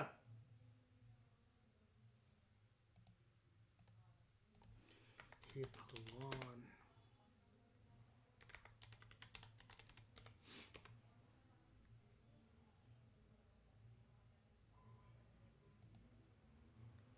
Indian national developmental inclusive alliance. बोलो भाई, तुम यूपीए पे रहते तो जनता को समझ में भी आ जाता 2024 के इलेक्शन में। हाँ, अब वो भारत है ना, बी से होगा भटूरा। चलो, कौन कौन से इसके कोलिजन पार्टनर्स हैं देखो। पहले बीजेपी तो है ही मुख्य तरीके से, ठीक है।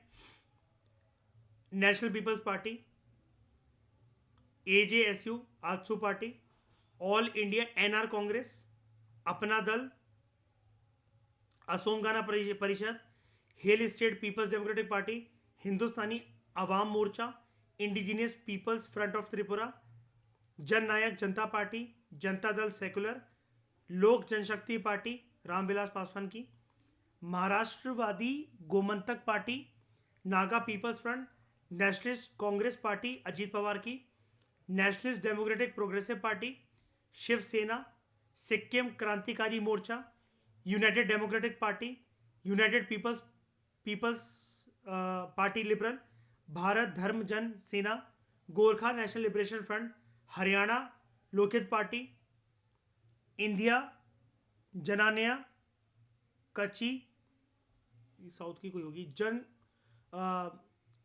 सूरजिया शक्ति, केरला कामराज कांग्रेस, निषद पार्टी, प्रहार जनशक्ति पार्टी, पुथिया तमिलगम, राष्ट्रीय लोक जनशक्ति party, Rashtriya Samaj Paksha, republican party of India Athawale Ramdas Athawale की, Shiromani Akali Dal Sanyukt, Suheldev Bharatiya Samaj party, country citizen party, AIADMK, OPS O Panneerselvam की। देख रहे हो 36 का ग्रुप है श्रेया, मेजोरिटी शाइनी जीतने के बावजूद भी। 543 में से 301 सीट हैं 2019 के इलेक्शन में लोकसभा में बीजेपी की। उसके बाद भी इनको भी लेकर नहीं छोड़ना चाहता है। वही वाली बात है ना मयूर, एक डॉलर को भी क्यों छोड़ना है, क्यों? इसका तो कुछ भी नहीं है फिर भी साथ लेके चल रहे हैं।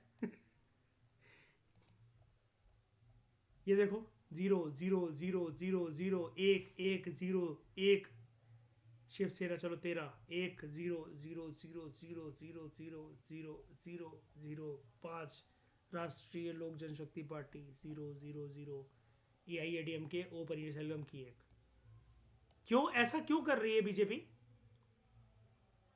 अगर इनको आज मना के नहीं रखा ना, जब तुम कुछ भी नहीं थे इन्होंने साथ दिया था तुम्हारा, कल को जनता का वर्डिक्ट तो बदलने में देरी तो लगती नहीं है। और तुमने अगर इनको छोड़ा तो सारी की सारी जाकर कहां मिल जाएंगी ये पॉलिटिशियंस। एक बार बताओ, जो ये बीजेपी का साथ दे रहे हैं तो क्या बीजेपी से प्यार है इनको? बीजेपी से प्यार है बहुत ज्यादा? नहीं। सत्ता में आने का मौका मिलेगा तो छोड़ जाएंगे ना।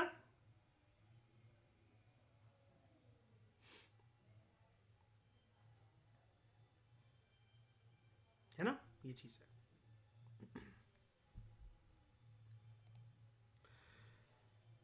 तो in such a situation, President usually appoints the leader of the largest party or coalition in the Lok Sabha as the Prime Minister and asks him or her to seek a vote of confidence in the House within a month. ठीक है, leader जो होता है largest party का, उनको basically वो बना देते हैं प्रधानमंत्री, या जो कोलिजन पार्टीज होती है लोकसभा के अंदर, उनसे किसी एक पर्सन को बेसिकली चुन लिया जाता है। And ask him to seek a vote of confidence in the house within a month. ये याद है ना श्रेया, वो हम पढ़ रहे थे जैसा कि हम जब पार्लियामेंट के लेक्चर्स कवर कर रहे थे तो आपने देखा होगा वहां पर कि प्रेसिडेंट इनवाइट करते हैं कि फ्लोर ऑफ द हाउस पर अपनी जो बेसिकली मेजॉरिटी जो कॉन्फिडेंस है वो प्रूव करो, ठीक है, to seek him a vote of confidence in the house within a month. ये वाला काम कितने महीने के अंदर करना पड़ता है? 1 महीने के अंदर अंदर। और अगर कोई पर्सन जो कि मंत्री बन गया है और एमपीशिप उसको प्रूव करनी है तो कितने टाइम के अंदर? 6 मंथ्स। यहां पर किसको अपनी एमपीशिप प्रूव करनी है क्या? जिसको प्रेसिडेंट अपॉइंट कर रहे हैं, leader of the largest party जो है उस केस में, जिसको प्रेसिडेंट जो है डिस्क्रिशनरी पावर से अपॉइंट कर रहे हैं एज पीएम, वो एमपी नहीं है किस केस में? या कोलिजन जो पार्टी है लोकसभा के अंदर, उसके किसी पर्सन को, जो कोलिजन ग्रुप के किसी पर्सन को बना रहे हैं पीएम, क्या वो नहीं है? एमपी नहीं है? है। 1 महीने का ही टाइम उसको क्यों मिल रहा है? सिर्फ उसको क्या प्रूव करना है? Confidence in the house. ये डिस्क्रिशन एक्सरसाइज करा गया था राष्ट्रपति के द्वारा पहली बार 1979 में, जब एन संजीवा रेड्डी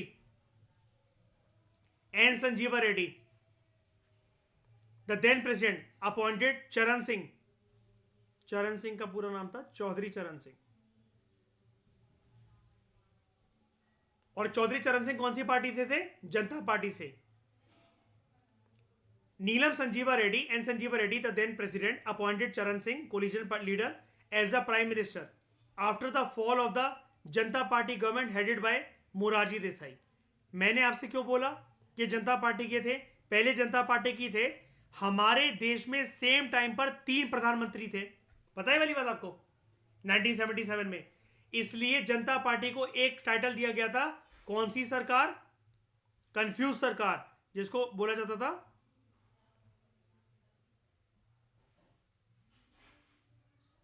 खिचड़ी सरकार। और ये लोग इंदिरा गांधी को क्या बुलाते थे? डम्ब डॉल, गूंगी गुड़िया। ठीक है, क्या हुआ था? चौधरी चरण सिंह, मोरारजी देसाई और बाबू जगजीवन राम, ये तीनों पहले जनता पार्टी को अच्छे से लीड कर रहे थे। जब इंदिरा गांधी जी की कार्यकाल में इमरजेंसी खत्म हुई और चुनाव आए, ये लोग जीते थम्पिंग मेजोरिटी से, सत्ता में आ गए और डिसाइड करते हैं कि हमारी पार्टी से मोरारजी देसाई जो होंगे वो देश के प्रधानमंत्री बनेंगे। लेकिन उसके चलते मोरारजी देसाई जी की सरकार में 2 डेप्यूटी प्राइम मिनिस्टर बनते हैं, बाबू जगजीवन राम और चौधरी चरण सिंह।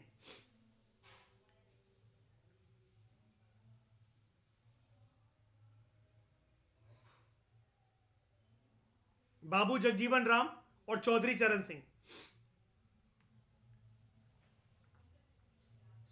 उस केस में क्या होता है? सत्ता के लालच के चलते ये लोग आपस में बढ़ने लग जाते हैं और कांग्रेस को एक मौका मिल जाता है अंडर श्रीमती इंदिरा गांधी ये प्रूव करने का कि इनको जनता से कुछ लेना देना नहीं है, आपस में ही उलझे पड़े हैं। इंदिरा गांधी जी कार्ड प्ले करती हैं अपना, वो वादा करती हैं चौधरी चरण सिंह से कि मैं तुम्हें मुख्यमंत्री बनवा दूंगी, ये प्रधानमंत्री बनवा दूंगी, तुम अपने सारे जो संसद दल के जो नेता हैं उनको खींच के ले आओ। और वो खींच लेते हैं, कुछ लोग छोड़कर चले जाते हैं इंदिरा गांधी जी के कहने पर, और मोरारजी देसाई की सरकार गिर जाती है। और Indira Gandhi was very successful in portraying the image of the Janata party government as खिचड़ी सरकार। फिर वो चौधरी चरण सिंह को कुछ टाइम के लिए प्रधानमंत्री बनाती है और उनसे सपोर्ट खींच लेती है कांग्रेस का। तो यहां से ये गोटी गिरी, वहां से वो गोटी गिरी, फ्रेश इलेक्शंस होते हैं और कांग्रेस दोबारा से थम्पिंग मेजॉरिटी से जीती है। लोगों के दिलों में जो नफरत थी इंदिरा गांधी जी को लेकर, इमरजेंसी को लेकर, वो सारी गायब हो जाती है और इस बारी और भी ज्यादा वोट मिले कांग्रेस को, जो कि कभी नहीं मिले थे।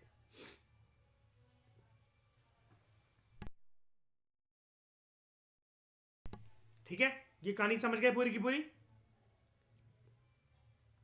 तो प्रेसिडेंट की वाली डिस्क्रिशनरी पावर कभी इतिहास में एक्सरसाइज करी गई है? बिल्कुल करी गई है। कब? Post emergency period, when N Sanjiva Reddy the then president of India appointed Chaudhary Charan Singh coalition leader as a prime minister after the fall of the Janata party government headed by Morarji Desai. ये पहले इन्हीं के साथ थे और बाद में बागी हो गए थे चौधरी चरण सिंह। किसके कहने पर? श्रीमती इंदिरा गांधी। अब थर्ड केस,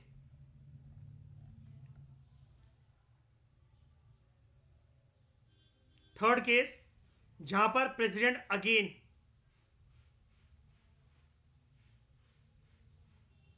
अपनी डिस्क्रिशनरी पावर को यूज कर सकते हैं in appointing a person as PM. There is also one more situation when the president may have to exercise his individual judgement in the selection and appointment of the प्रधानमंत्री। जब प्रधानमंत्री का एकदम से ऑफिस में निधन हो जाए। अब ऑफिस में मतलब क्या? वो बैठकर लिखा पढ़ी कर रहे थे टेबल कुर्सी पर। पीएम ऑफिस की बात हो रही है यहां पर। 5 साल के कार्यकाल के अंतर्गत, ठीक है। When prime minister in office died suddenly and there is no obvious successor, अब आप कहोगे ऐसा तो हो रखा है, ये जो हमें केस स्टडी दे रहा है ये वाली बात तो हमें श्रीमती इंदिरा गांधी के असैसिनेशन की बता रहा है। लेकिन आप कहोगे सर इतना इतिहास तो हम भी जानते हैं कि पंडित जवाहरलाल नेहरू की भी तो मृत्यु ऑफिस के कार्यकाल में हुई थी, राइट। दूसरे प्रधानमंत्री लाल बहादुर शास्त्री ऐसे ही मरे, ताशकेंत गए थे ना, उज्बेकिस्तान, ठीक है, ही डाइड इन ऑफिस। लेकिन अभी मैं आपको बताता हूं वो पूरा सिनेरियो क्या था। ये जो पॉइंट नंबर 1 लिखा हुआ है ना, इससे आपको बात क्लियर हो जाएगी। लेकिन उससे पहले आप डायरेक्टली आ जाओ श्रीमती इंदिरा गांधी पर। असैसिनेशन हुआ था इनका, कब हुआ था? 1984 में। तो prime minister suddenly dies in office and there is no obvious successor. This is what happened when Indira Gandhi was assassinated in 1984. What is the difference between murder and assassination?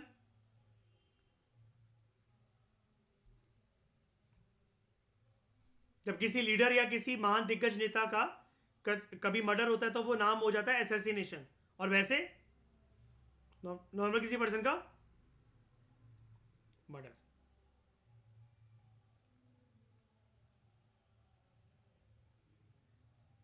तो उस टाइम पर प्रेसिडेंट थे 5वीं क्लास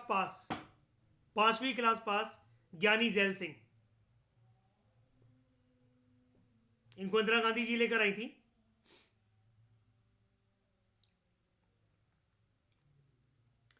एक सरदार राष्ट्रपति को लाना उस टाइम पर इंपॉर्टेंट भी था, और सरदारों का थोड़ा सा एक इमेज अच्छी बनाना, आगे करना, ये इंदिरा गांधी जी को रियलाइज हो गया था after operation blue star, Khalistani movement को सप्रेस करने के बाद। उनको,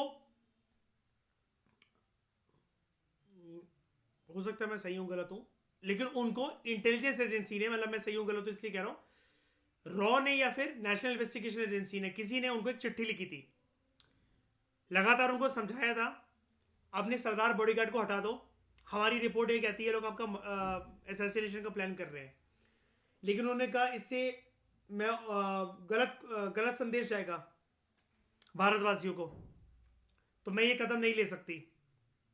सब लोग जानते हैं मेरे बॉडीगार्ड सरदार हैं दो, और मैं उनको नहीं हटा सकती।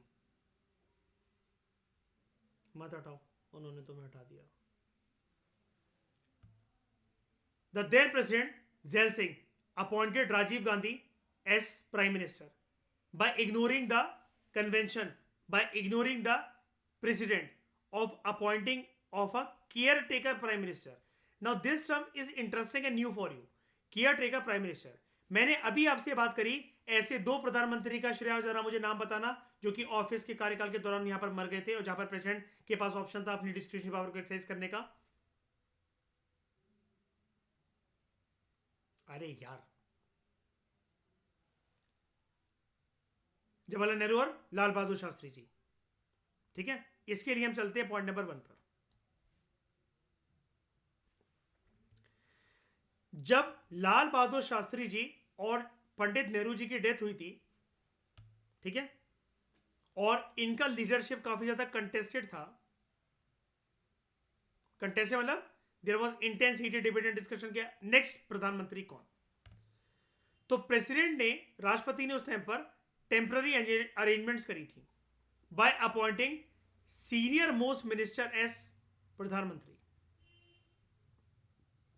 टेम्पररी था लेकिन ये वाला इनका प्रेसिडेंट का decision until formal election of the leader of the party.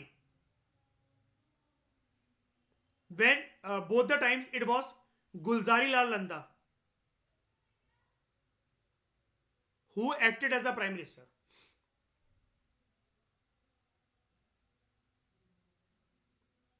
मुझे एक बात बताओ, जब जवाहरलाल नेहरू जी की डेथ हुई तो कांग्रेस में खुसर फुसर चलती है और उस खुसफुस के चलते एक नाम आगे आता है that we are putting forward the name of Lal Bahadur Shastri as next PM. तो फ्रेश इलेक्शंस क्यों नहीं हुए पंडित नेहरू के मरने के बाद?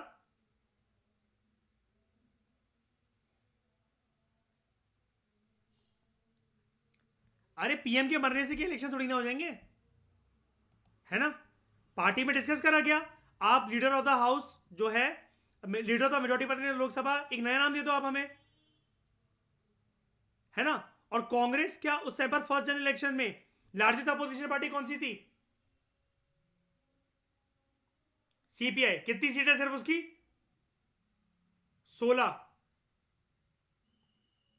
कांग्रेस की मोर देन 270, दूर दूर तक नहीं कोई ऑपोजिशन।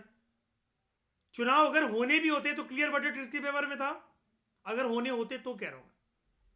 पहली बात है, ऐसी कोई प्रक्रिया होती ही नहीं है कि चुनाव हो, ये तो कोई रूल ही नहीं है, राइट? कोई प्रोविजन ही नहीं है कॉन्स्टिट्यूशन का, कोई प्रोसीजर ही नहीं है। तो कांग्रेस वालों ने एक नया नाम आगे क्या करा? लाल बहादुर शास्त्री। लेकिन लाल बहादुर शास्त्री को चुनने में कांग्रेस को 2-3 दिन का समय लग गया। हमारे देश में एक रूल चलता है संविधान में। क्या रूल चलता है? कोई भी संवैधानिक कुर्सी कभी भी क्या नहीं देनी चाहिए? वेकेंट। स्पीकर की डेथ हो जाए तो कौन संभालता है उनका कार्यकाल? Deputy speaker. प्रेसिडेंट आ रहे तो वाइस प्रेसिडेंट। चेयरमैन आ रहे तो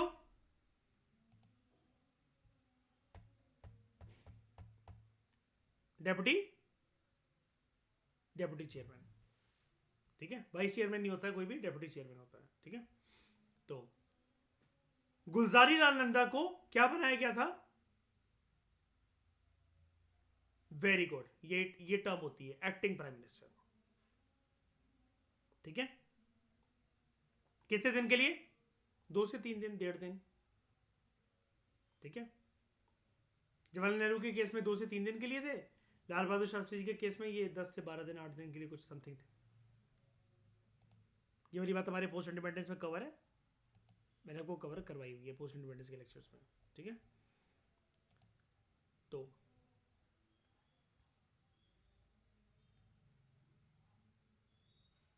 दूसरी डिस्क्रिशनरी पावर शाइनिंग की क्या हुई प्रेसिडेंट की? कि प्रेसिडेंट अगर ऑफिस के कार्यकाल के दौरान अगर मर जाए, 5 साल के कार्यकाल के अपने दौरान मर जाए और कोई इनका ऑफिस सक्सेसर ना हो, तो प्रेसिडेंट किसी को भी चुन सकते हैं as to serve as prime minister.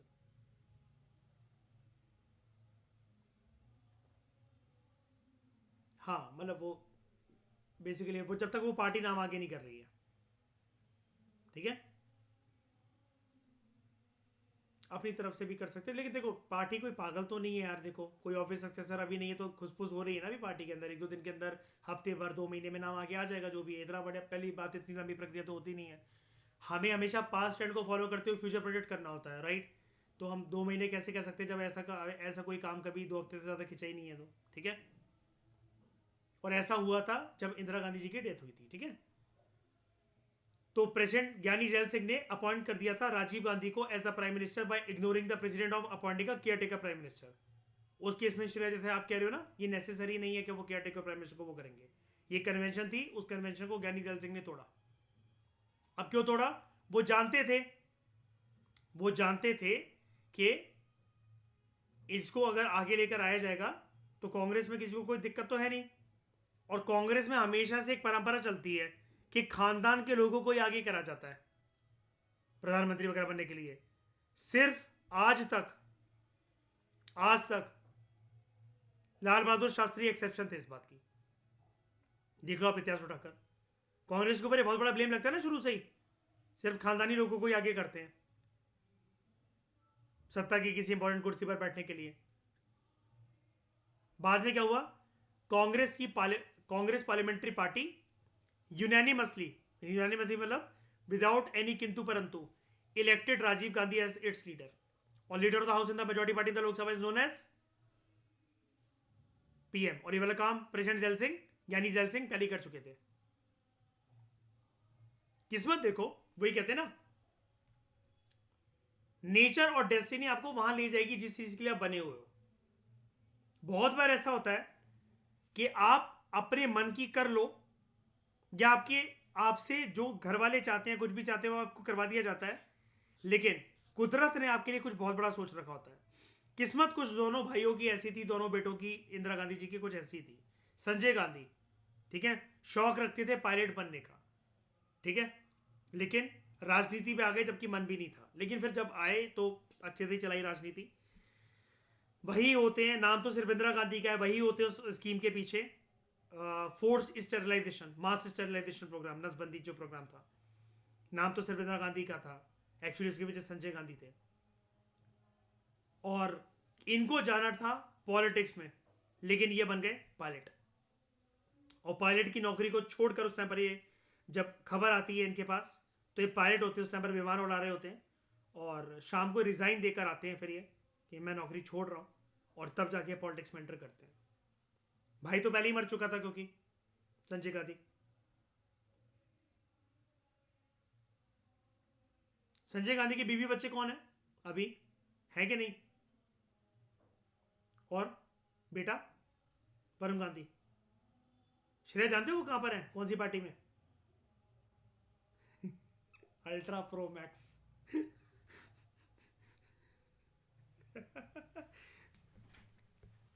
वैसे शाम को आके बता देते होंगे ना मयूर, है ना, है ना? शाम को फोन पे तो बात हो ही जाती होगी श्रेया कि आज ये प्लान बना है।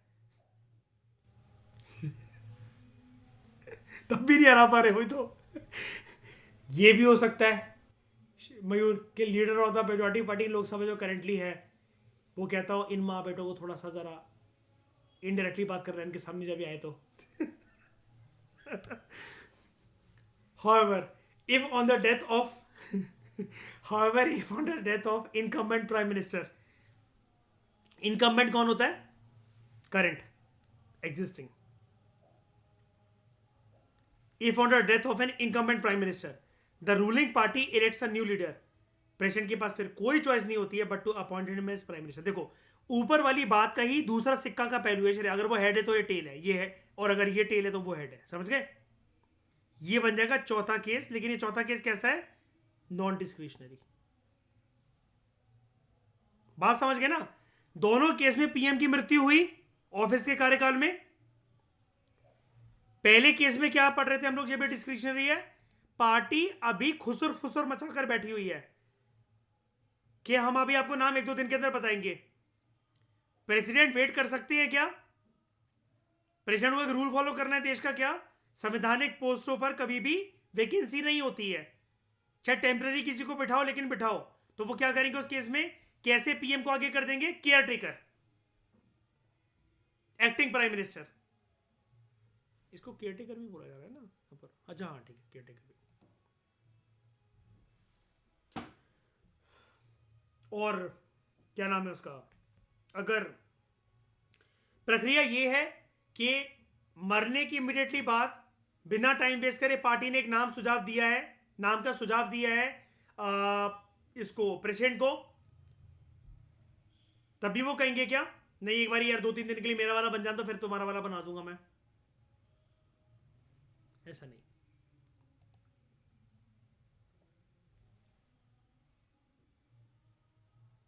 बेचारे को ऐसा नहीं लगता श्रेया बहुत बांध के रखा जाता है, जैसे बेचारे डराटे दम कूखे, है ना?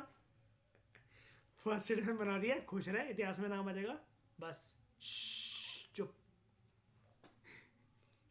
तो president has no choice but to appoint him as prime minister.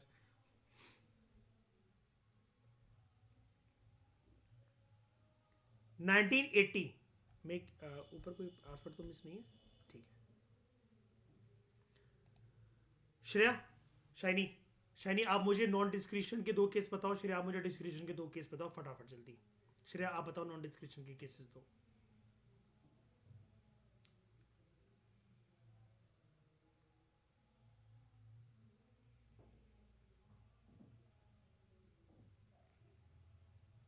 हाँ हाँ,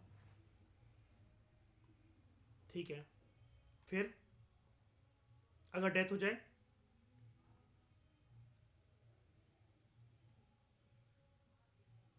हम्म, ठीक है। डिस्क्रिप्शन के केस बताना शाइनी, दो।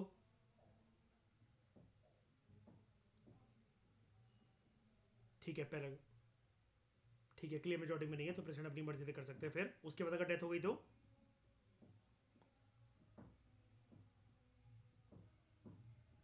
किसी के नाम को आगे नहीं कर रहा है, हाँ, ऑब्वियस सक्सेसर ना कोई, शाबाश, वेरी गुड। बाकी लोगों को कोई डाउट? इन दोनों ने जो बातें कही बाकी सबको समझ में आई? ठीक है। 1980 में क्या हुआ?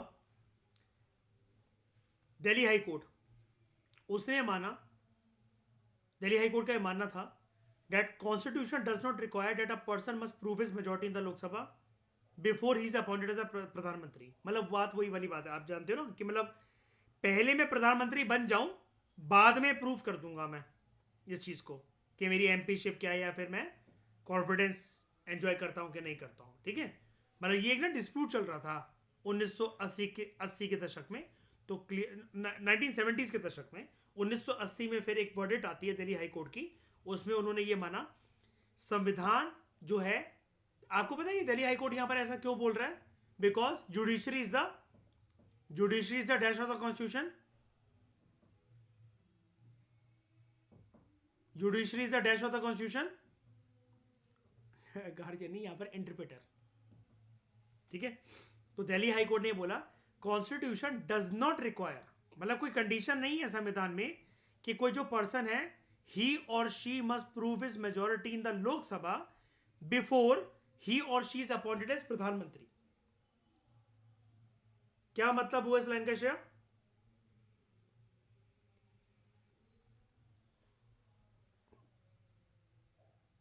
Very good. जरूरी नहीं है, बाद में कर दे चलेगा, और कितने बाद में कर दे? Within 6 months। President may first appoint him as the prime minister and then ask him to prove his majority in the Lok Sabha within a reasonable period। High court ने जो बोला उसके शब्दों पर, लफ्ज ब लफ्ज वहीं पर स्टिक रहना, अड़े रहना। ठीक है, रीजनेबल पीरियड। अब रीजनेबल पीरियड की ना 2 इंटरप्रिटेशन हम जानते हैं, है ना शनि? एक जानते हैं 1 महीने वाली, एक जानते हैं 6 महीने वाली। तो सबसे पहले मुझे मेरे को बताओ श्रेया, 6 महीने वाली कौन सी है?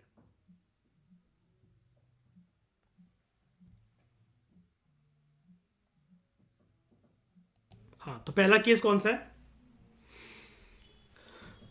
पहला केस है 6 मंथ वाला। 6 मंथ के अंदर क्या है, पर्सन अगर क्या नहीं है, एमपी नहीं है, ठीक है, तो वो एमपी ना होने के बावजूद भी क्या बन सकता है? मंत्री बन सकता है। ठीक है, अब मंत्री क्या वो प्रधानमंत्री भी बन सकता है क्या? बिल्कुल बन सकता है, सिर्फ उसको अपनी एमपी से प्रूव करनी पड़ेगी कितने महीने के अंदर? With in 6 months. क्या मुझे आप लोगों में से कोई इसकी प्रक्रिया समझा सकता है कि एमपीशिप कैसे प्रूव होती है? ये वैकेंसी आई कैसे? पक्का किसी कॉन्स्टिट्यूएंसी के अंदर इलेक्शंस होना बाकी है ना, मतलब शाइनी, या फिर दोबारा होंगे, राइट?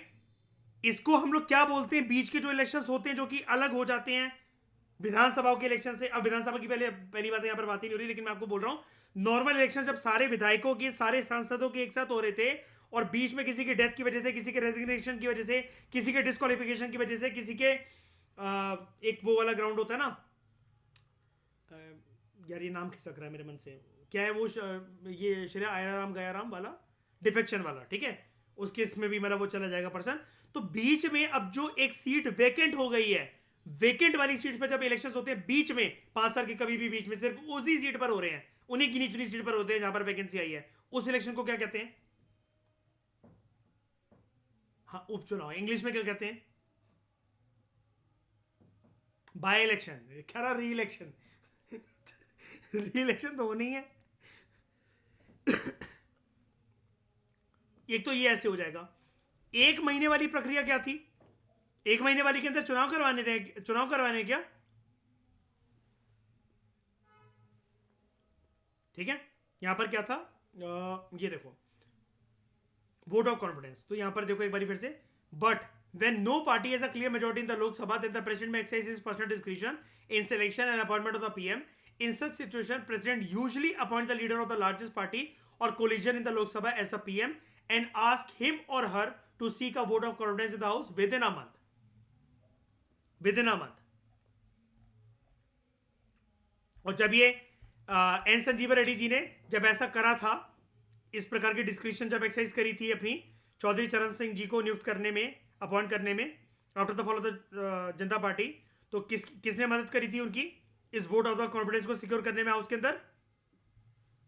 श्रीमती इंदिरा गांधी। मतलब समझ रहे हो ना, ज्यादा से ज्यादा लोग उनके फेवर में वोट करते हैं और ये बोलते हैं yes we are ready to see him or her as PM. ठीक है, लेकिन फिर इंदिरा गांधी जी मुझे बोलती हैं, अब तुम मुझे, इनको बोलती हैं अब तुम मुझे इतने भी अच्छे नहीं लग रहे। तो चौधरी चरण सिंह कहते हैं अब क्या करना है मैडम, आपको कल से नहीं आना है, आपका इतिहास में नाम रिकॉर्ड हो गया, आप पीएम रह चुके हो, अब आप अपने परिवार के साथ जाओ लंबी छुट्टी पर, मजे करो।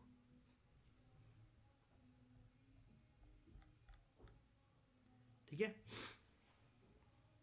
ये वाला केस समझ में आया? रीजनेबल टाइम पीरियड का, रीजनेबल टाइम पीरियड का केस समझ में आया? हाईकोर्ट ने क्या बोला? ठीक है, मयूर क्या बोला इस केस में, बताओ हाईकोर्ट ने क्या बोला? 1980 में हाईकोर्ट क्या वर्डिक्ट देता है अपनी? शरिया क्या वर्डिक्ट दे रहा है 1980 में हाईकोर्ट अपनी? किस बात की कंफ्यूजन थी?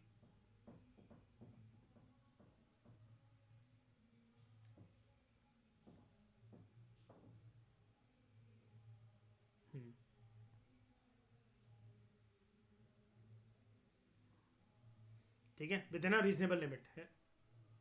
ठीक है, 1 month in case of when he or she has to prove vote of confidence. ठीक है, और 6 months when he is appointed as minister but has to prove his MPship by winning in which kind of election शैनी? By election. 6 महीने वाली बात में shiny बिना चुनावी प्रक्रिया के ये बन पाएगा क्या, कंटिन्यू कर पाएगा? कैसे कर सकता है बताओ ना यार। हाउस में बैठने के लिए आपको एमपी होना चाहिए, और लोकसभा में क्या होता है एमपी बनने के लिए? Direct elections, right? अब for example Chaudhary Charan Singh in 1979, VP Singh इन 1989, चंद्रशेखर 1990, ये चंद्रशेखर आजाद नहीं है शरिया, ठीक है, just Chandrashekhar. PV Narasimha Rao 1991, Atal Bihari Vajpayee 1996, HD देवे Gowda in 1996, Indra Kumar Gujral in 1997, and then again Atal Bihari Vajpayee in 1998 were appointed as prime ministers in this way. ठीक है, कैसे अपॉइंट करे गए थे वो? पहले वो प्रधानमंत्री बन चुके थे और बाद में उनको या तो वोट ऑफ कॉन्फिडेंस या फिर एमपी शेप में सिक्योर करना था। मतलब ये अलग अलग प्रधानमंत्रियों का एक कॉम्बिनेशन बेसिकली बता दिया गया है। लेकिन ये जो जहां से कहानी स्टार्ट हो रही है चौधरी चरण सिंह वाली, और यहां से लेकर चौधरी चरण सिंह को छोड़ दो, वीपी सिंह से जहां से कहानी स्टार्ट हो रही है वहां से लेकर अटल बिहारी वाजपेयी तक, ये कौन सा फेज चल रहा था हमारे देश का? कोलिशन फेज है ना, मुझे बोलेगा डार्क फेज, कोलिशन फेज। 1997 में सुप्रीम कोर्ट ने यह माना, अब देखो यहां पर रूल किसका है? 1980 में किसका रोल था? हाई कोर्ट का। 1997 सुप्रीम कोर्ट ने यह माना that a person who is not a member of either house of the parliament can be appointed as प्रधानमंत्री for 6 months। अब सुप्रीम कोर्ट यहां पर क्लियर बात कर रहा है ना, जो हाई कोर्ट ने एक हवा में लटकी लटकी हुई बात को छोड़ दिया, शाइनी, रीजनेबल पीरियड, है ना श्रेया? क्लियर बोल रहे हैं सुप्रीम कोर्ट अब यहां पर कह रहा है मैं एक केस दे रहा हूं आपको कि मैं बता रहा हूं, यानी कि अब highest interpreter of the constitution कौन होता है? वैसे तो जुडिशरी है इंटरप्रेटर ऑफ द कॉन्स्टिट्यूशन, लेकिन highest supreme court. Very good. तो वो सुप्रीम कोर्ट यहां पर क्या बोल रहा है? एक पर्सन जो कि किसी भी हाउस से एमपी नहीं है, यानी कि वो राज्यसभा का एमपी नहीं है, लोकसभा का एमपी नहीं है। राज्यसभा के एमपी कैसे आते हैं? Which procedure? Which procedure? Presentation by single transfer vote. Lok Sabha के अंदर फर्स्ट भारतीय पोस्ट सिस्टम,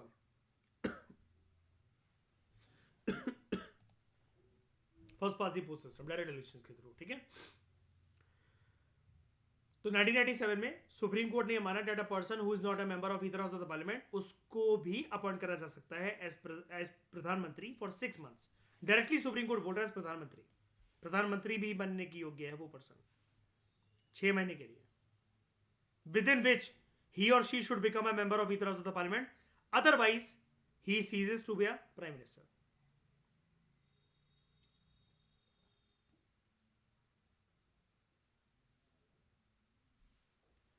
ठीक है।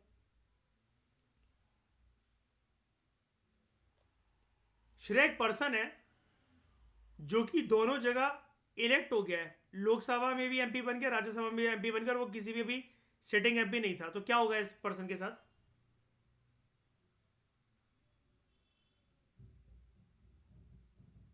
बताना पड़ेगा ना, इंटिमिडेट करना पड़ेगा विद इन 10 days।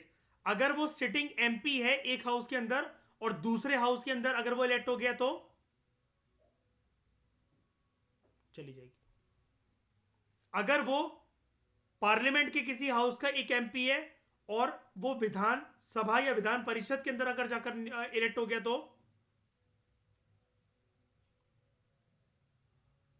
नहीं। हाँ, कितने दिन के अंदर? कितने दिन के अंदर? 14 days। वेरी गुड, शाबाश। हाँ, इसको क्या बोलते हैं? डबल मेंबरशिप ना। हाँ, डबल मेंबरशिप के ऊपर प्रोहिबिशन है। हाँ कुरान, डबल एक साथ नहीं रह सकते, उसको बोलते हैं डबल मेंबरशिप के ऊपर प्रोहिबिशन है। Within which he should become a member of either house of the parliament, otherwise he ceases to be the prime minister. अगर वो प्राइम मिनिस्टर नहीं रहेंगे तो क्या फिर वो एमपी रहेगा? एमपी शिप भी तो प्रूव करनी थी, तभी तो ये कुर्सी बसती।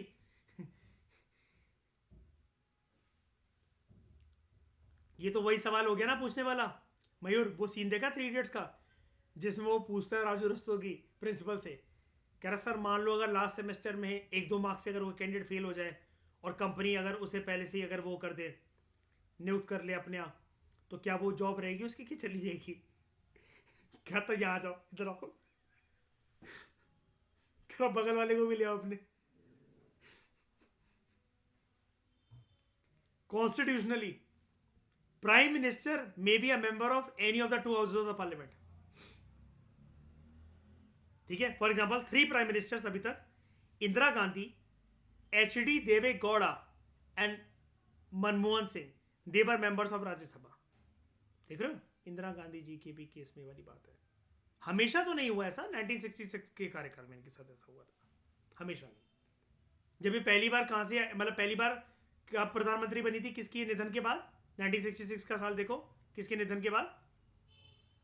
लाल बहादुर शास्त्री। ईशा, लाल बहादुर शास्त्री जी को किसने मारा?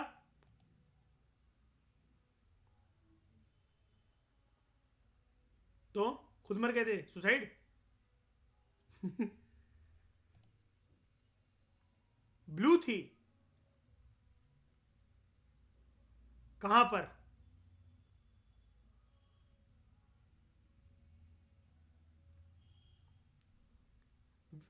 Very good, very good, Tashkent Uzbekistan. ठीक है, ताशकेंत एग्रीमेंट के तहत इनके साथ ये वाला केस हुआ था। ठीक है,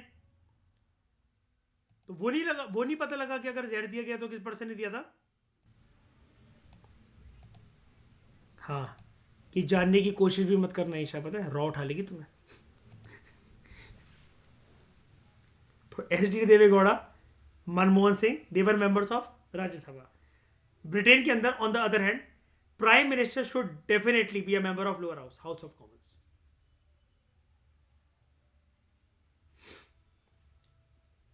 ये रूल है। क्या रूल है श्रेया यहां पर शैनी? ब्रिटेन के अंदर क्या होता है as compare as against India, हमेशा वहां पर रूल है कि प्रधानमंत्री हमेशा कौन से हाउस से होने चाहिए? Lower house. हमारे यहां प्रधानमंत्री किसी भी हाउस से हो सकते हैं, लेकिन फिर भी वो किसको रिप्रेजेंट करते हैं? मतलब रिप्रेजेंट नहीं, सॉरी रिप्रेजेंट क्यों करेंगे फिर भी, लेकिन he is directly responsible to Lok Sabha. वो ये कह देंगे क्या अगर नो कॉन्फिडेंस मोशन पास हो गया, तुम मंत्रिमंडल गिर जाओ, मैं तो सेफ हूं क्योंकि मैं तो राज्यसभा का मेंबर हूं? ऐसा होगा नहीं ना, कि मैं तो बच गया, अच्छी बात है।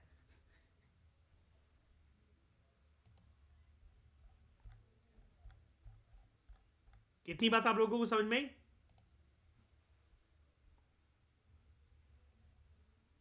बताओ। सीएम की तरफ बढ़े, इसके अपॉइंटमेंट को देख लें, वैसे ही कुछ मिलता जुलता। कॉन्स्टिट्यूशन जो है, अगेन सीएम के केस में हम लोग बात कर रहे हैं यहाँ पर, देखो लिखा, अच्छा हाँ लिखा हुआ है appointment of chief minister. Constitution again does not contain any specific procedure for the selection appointment of CM. उधर कौन सा आर्टिकल था shiny? Article 75 in case of PM. यहां पर आर्टिकल 164। आर्टिकल 164 ये कहता है only says that CM should be appointed by the governor. और अपॉइंटमेंट का मतलब ये है क्या कि बिना चुनावी प्रक्रिया के ये पर्सन आ जाएंगे और हमेशा सीएम बन जाएंगे? नहीं, appointment is different from nomination, right? और सारे एमएलओ में से सिर्फ यही एक एमएलए होते हैं जिनको गवर्नर इनवाइट करते हैं, राइट?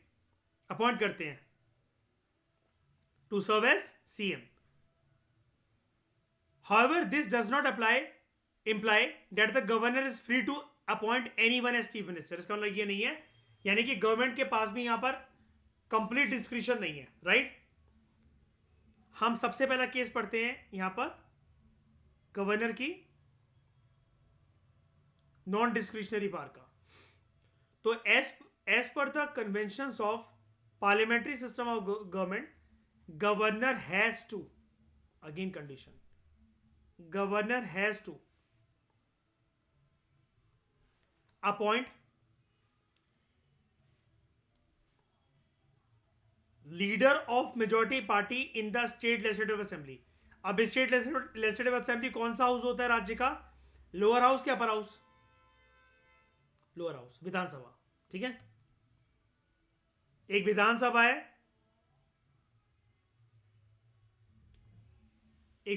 है, वहां पर 70 विधायक है, टोटल 70 विधायकों की सीट है। मेजॉरिटी पार्टी बनाना जरा कोई, जिसको कितनी सीटें मिल रखी हो? 36, ठीक है, राउंड फिगर ले लेते हैं, 40 मिली। अब वहां पर जो 40 विधायक जो एक पार्टी से हैं, जो कि एक ही पार्टी को रिप्रेजेंट कर रहे हैं, वो जीते, उन्होंने खुसफुस करी आपस में, उस पार्टी की मीटिंग हुई, इन सारे विधायकों की दल बैठक बैठी, उसके अंदर उन्होंने एक नाम आगे करा कि हम इस पर्सन को कैसा देख रहे हैं? सीएम। और क्या पार्टी इस पर्सन को हटाकर, अगर एक बार के लिए 2-4 महीनों के लिए सीएम के तौर पर देख भी लिया गया है, इसको हटाकर कोई नया नाम आगे कर सकती है पार्टी? है ना? पार्टी ने अगर इसको निकाल दिया तो फिर ये सीएम रहेगा क्या? रहेगा?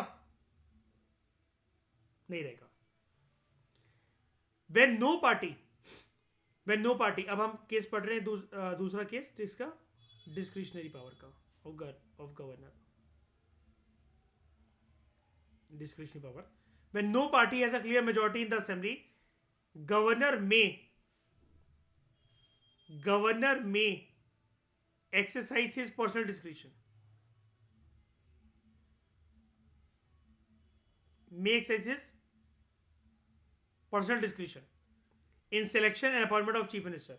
ऐसे केस में क्या होता है, governor usually as per convention usually appoint करते हैं the leader of the largest party or largest coalition group in the assembly as CM. मतलब उसका लीडर जो कि लार्जेस्ट पार्टी हो या फिर largest coalition group of assembly के अंदर एज सीएम. एंड उसको बोलते हैं ask him to seek a vote of confidence in the house within a month. तो यहां पर कोई केस स्टडी है क्या? यस. फॉर एग्जाम्पल, जो राज्यपाल थे तमिलनाडु के 1951 में, राजस्थान में 1967 में, हरियाणा में 1982 में, they invited the leader of the largest party to form the ministry. Similarly जो राज्यपाल थे पंजाब में 1967 में, वेस्ट बंगाल में 1970 में, महाराष्ट्र में 1978 में, on the other hand they invited the leader of the coalition to form the ministry.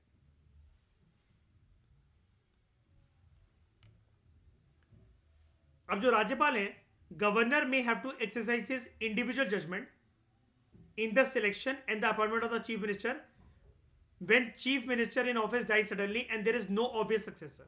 ये तीसरा केस बन रहा है अगेन किसका?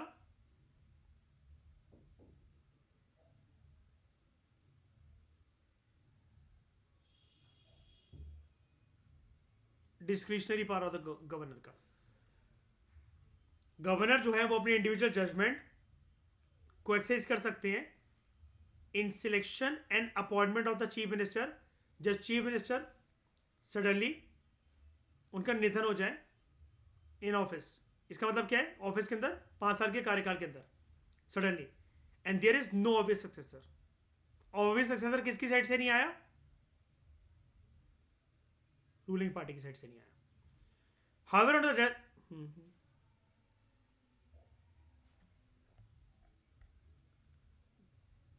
नॉन डिस्क्रिशन, देखो ना, नॉन डिस्क्रिशन तो ये हुआ कि उसको वो करना ही पड़ेगा.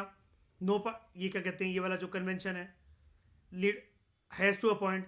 दूसरा केस मैंने डिस्क्रिशन का बताया, may exercise when no party has clear majority. ये देखो ना, नहीं, मैंने इसलिए लिखा है, देखो, नॉन डिस्क्रिशन, डिस्क्रिशन, अब फिर से डिस्क्रिशन बोल रहा हूं मैं. ठीक है, नो ऑब्वियस सक्सेसर, क्योंकि उधर भी जो 4 केस है, इसलिए मैं जानबूझ के पैरेलल डिस्कशन चला रहा हूं, बिल्कुल डिट्टो. इसलिए मैं उन्हीं टर्म्स को बार बार उसी कलर से मार्क कर रहा हूं जो कि मैंने यहां मार्क करे थे. ठीक है, there is no obvious successor. कहां गया? हाँ, governor may exercise his or her individual judgement in selection appointment of the chief minister. जब मुख्यमंत्री एकदम से अपने 5 साल के कार्यकाल के अंदर मर जाएं और उनका कोई ऑब्वियस सक्सेसर ना हो. However on the death of the chief minister, ruling party usually elects a new leader and the governor has no choice but to appoint him or her chief minister. तो ये जो चौथा case है, इसी में उन्होंने ठूस के जल्दी से लिख दिया यहां पर, ये बन जाएगा नॉन डिस्क्रिशनरी का केस. ठीक है, हाउएवर वाला. अब जो संविधान है, it does not require that a person must prove his majority in the legislative assembly before he is appointed as chief minister. यानी कि वो अगर विधायक ना भी हो तब भी वो सीएम हो सकते हैं क्या? यस. बस होगा क्या, एक रिक्विजिट पीरियड के अंदर उनको या तो फ्लोर ऑफ द हाउस पे अपना वोट ऑफ कॉन्फिडेंस सिक्योर करना पड़ेगा 1 महीने के अंदर, या फिर 6 महीने के अंतर्गत एमएलए शिप चाहिए पड़ेगी, है ना. Governor may first appoint him as chief minister and then ask him to prove his majority in the legislative assembly within a reasonable period. This is what has been done in the number of cases. तो number of cases क्या है? For example, governor of Jammu and Kashmir, राज्यपाल थे यहां पर जगमोहन. इन्होंने GM Shah को appoint करा था एज मुख्यमंत्री and asked him to prove his majority on the floor of the house within a month. उन्होंने अपनी मेजॉरिटी प्रूव करी थी. Similarly, governor of Andhra Pradesh Ramlal appointed Bhaskar Rao as the chief minister and gave him 1 month to prove his majority on the floor of the house. However he could not prove his majority. GM Shah ने कर दी थी, लेकिन ये जो भास्कर राव हैं ये नहीं कर सके. आंध्र प्रदेश के अंदर।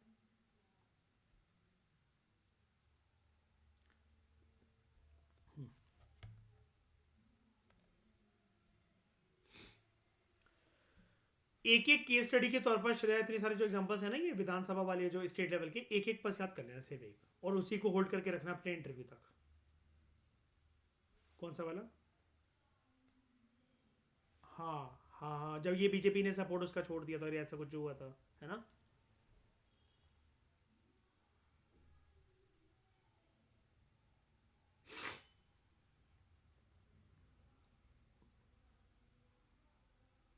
उसी के पास चला गया था। हाँ, इलेक्शंस फिर उसके उसके बाद हुए थे वैसे।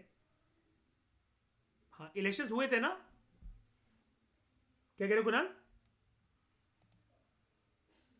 हम्म। वो बागी हो गए थे। ठीक है।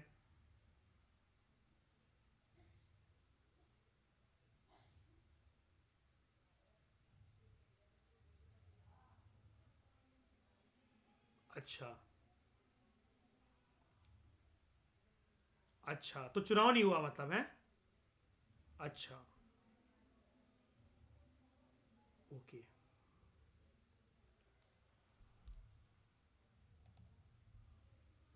श्रेया, मैं कॉन्स्टिट्यूशन के कंसेप्ट जानता हूँ, ठीक है? राजनीति मेरे खानदान वालों से पूछ लिया करो। ठीक है, हाँ, ग्राउंड। हाँ, मैं संविधान, मैं आईना रख सकता हूँ संविधान का कि ऐसे ऐसे होगा, ठीक है? उसके अंदर लूप होल का ढूंढने हैं वो, दुबेस से पूछ लिया करो। हाँ, बिठाने की बात है तो हाँ, मुझे आगे करो फिर। प्रक्रिया तुम संभालते रहना। तो this is what has been done in a number of cases.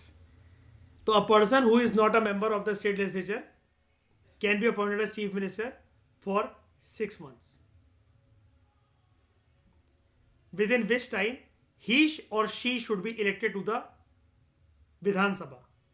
अगर फेल कर जाए वो इस प्रक्रिया में तो वो मुख्यमंत्री नहीं रहेगा। For example, Bansi Lal and S B Chavan, they were appointed as chief ministers of Haryana and Maharashtra respectively. Bansi Lal मुख्यमंत्री हरियाणा के, एस बी चौहान महाराष्ट्र के। Even though they were not members of the state legislature, subsequently they were elected to the state legislature. मतलब चुनावी प्रक्रिया में जीत गए होंगे। और यहां पर जो पर्सन जो है वो कैसे आएगा, क्या कर कर? सीट वेकेंट हो रखी है ना, यानी कि यहां पर चुनाव लड़कर आ रहा है ना। और ऐसे चुनाव जो कि विधानसभा से हटकर बीचों बीच में हो रहे हैं, क्या कहोगे? By election. कभी कभार आपको पता है ये वाली बात, वैकेंसी क्रिएट करवाकर जानबूझ के चुनावी प्रक्रिया लड़वाकर एक पर्सन को लाया जाता है ऐसे। ये भी राजनीति चलती है।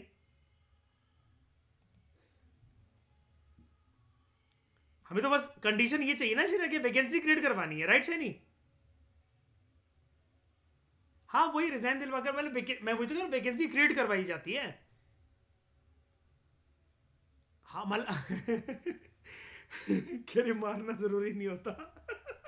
अपने बंदों को क्यों मारेंगे यार? अरे उनमें तो जो सबसे थकेला होता है ना, उसको बोल दिया जाता है कि तुम अगली बार आना पक्का, तुम हमें सपोर्ट करते रहो, तुम अगली बार आना, और हम तुम्हें मिठाई के डब्बे भेज रहे हैं घर पे, ठीक है? इससे तुम नाश्ता पानी अपना करो, पहली जरूरत किसी और की है, उनको आने दो, तुम स्टेप डाउन कर जाओ। फिर वो पर्सन थोड़ा सा तो रूठता है, this is not the way, ऐसा कैसे वो करके। फिर अगली सुबह जब वो काजू कतली देखता है ना अपने टेबल पे, कहता है हाँ ठीक है, बताओ कब करना है।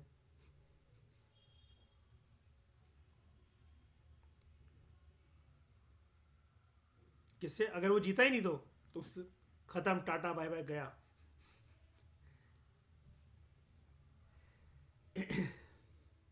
हाँ, लेकिन ये वाला काम बहुत सोच समझ कर वैसे करवाया जाता है, देखते हुए। पता है क्या होता है, मैं क्यों बोल रहा हूँ सबसे थकेले मेंबर को, उसका भी एक प्रक्रिया होती है, पार्टी पागल नहीं है।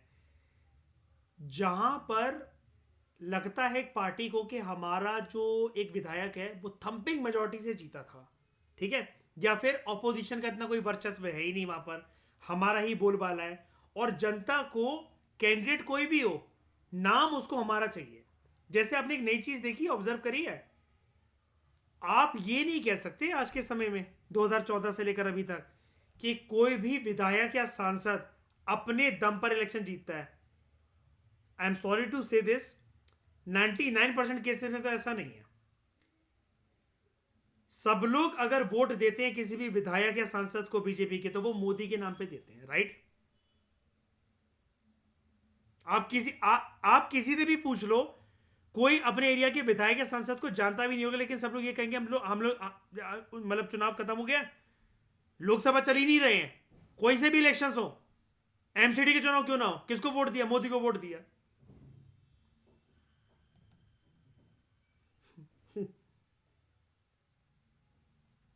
मैं अपने दोस्त को बता रहा, मैंने कहा दिल्ली से सांसद है गौतम गंभीर, कह रहा पागल है क्या, वो तो क्रिकेट खेलता है।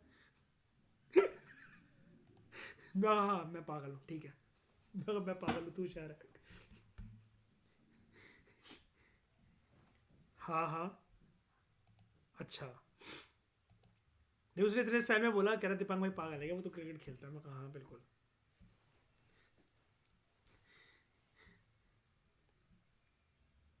मैं कहा फिर तो मैं बोलने लगा, मैं कहा फिर तो तेरे को ये बताने का भी फायदा नहीं है कि सचिन तेंदुलकर भी एक बार राजसमंद जाकर एमपी बैठा था। फिर तू कहेगा कि उसमें वो तो वर्ल्ड रिकॉर्ड बनाता है। तो according to constitution, the chief minister may be a member of any of the two houses of the state legislature. Usually chief minister have been selected from the lower house legislative assembly, but on a number of occasion a number of upper house state council a member of upper house state council legislative council has also been appointed as chief minister। ऐसा हुआ है, और इसकी case studies देख लेते हैं जरा।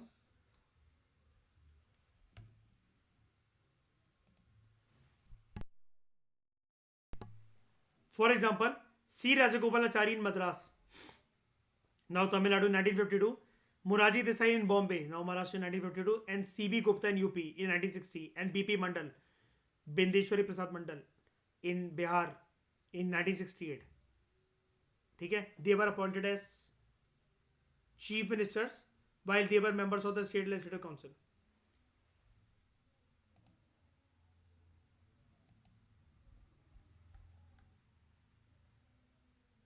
Okay, clear हो गई सारी चीजें?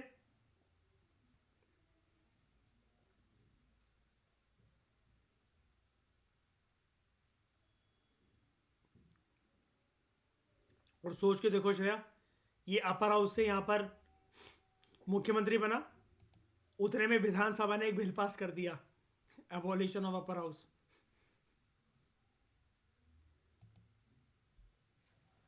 गए पर्सन। हमारे देश में विधान परिषदें कितनी हैं, कितने राज्यों में है, कौन कौन सी?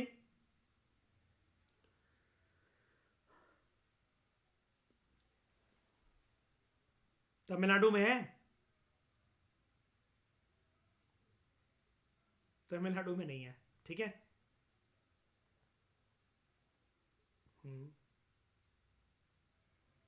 बिहार में है, कर्नाटका में है, महाराष्ट्र में है, यूपी में है, तेलंगाना में है, और आंध्र प्रदेश में है।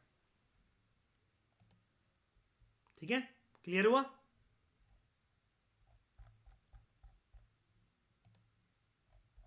तो कॉम्प्रिहेंसिव तरीके से हमने अभी तक इसको देख लिया, appointment of PM and appointment of CM, जिसमें हमने क्या पढ़ा, गवर्नर और ये प्रेसिडेंट के पास दो डिस्क्रिशनरी पावर्स हैं यहां पर, और दो नॉन डिस्क्रिशनरी कंपल्शंस हैं। अभी चैप्टर आपके लिए लाइट है, अब कोई दिक्कत नहीं होने वाली इसमें आपको। इस डिस्कशन में दोस्तों फिलहाल इतना ही। Thank you very much for discussion.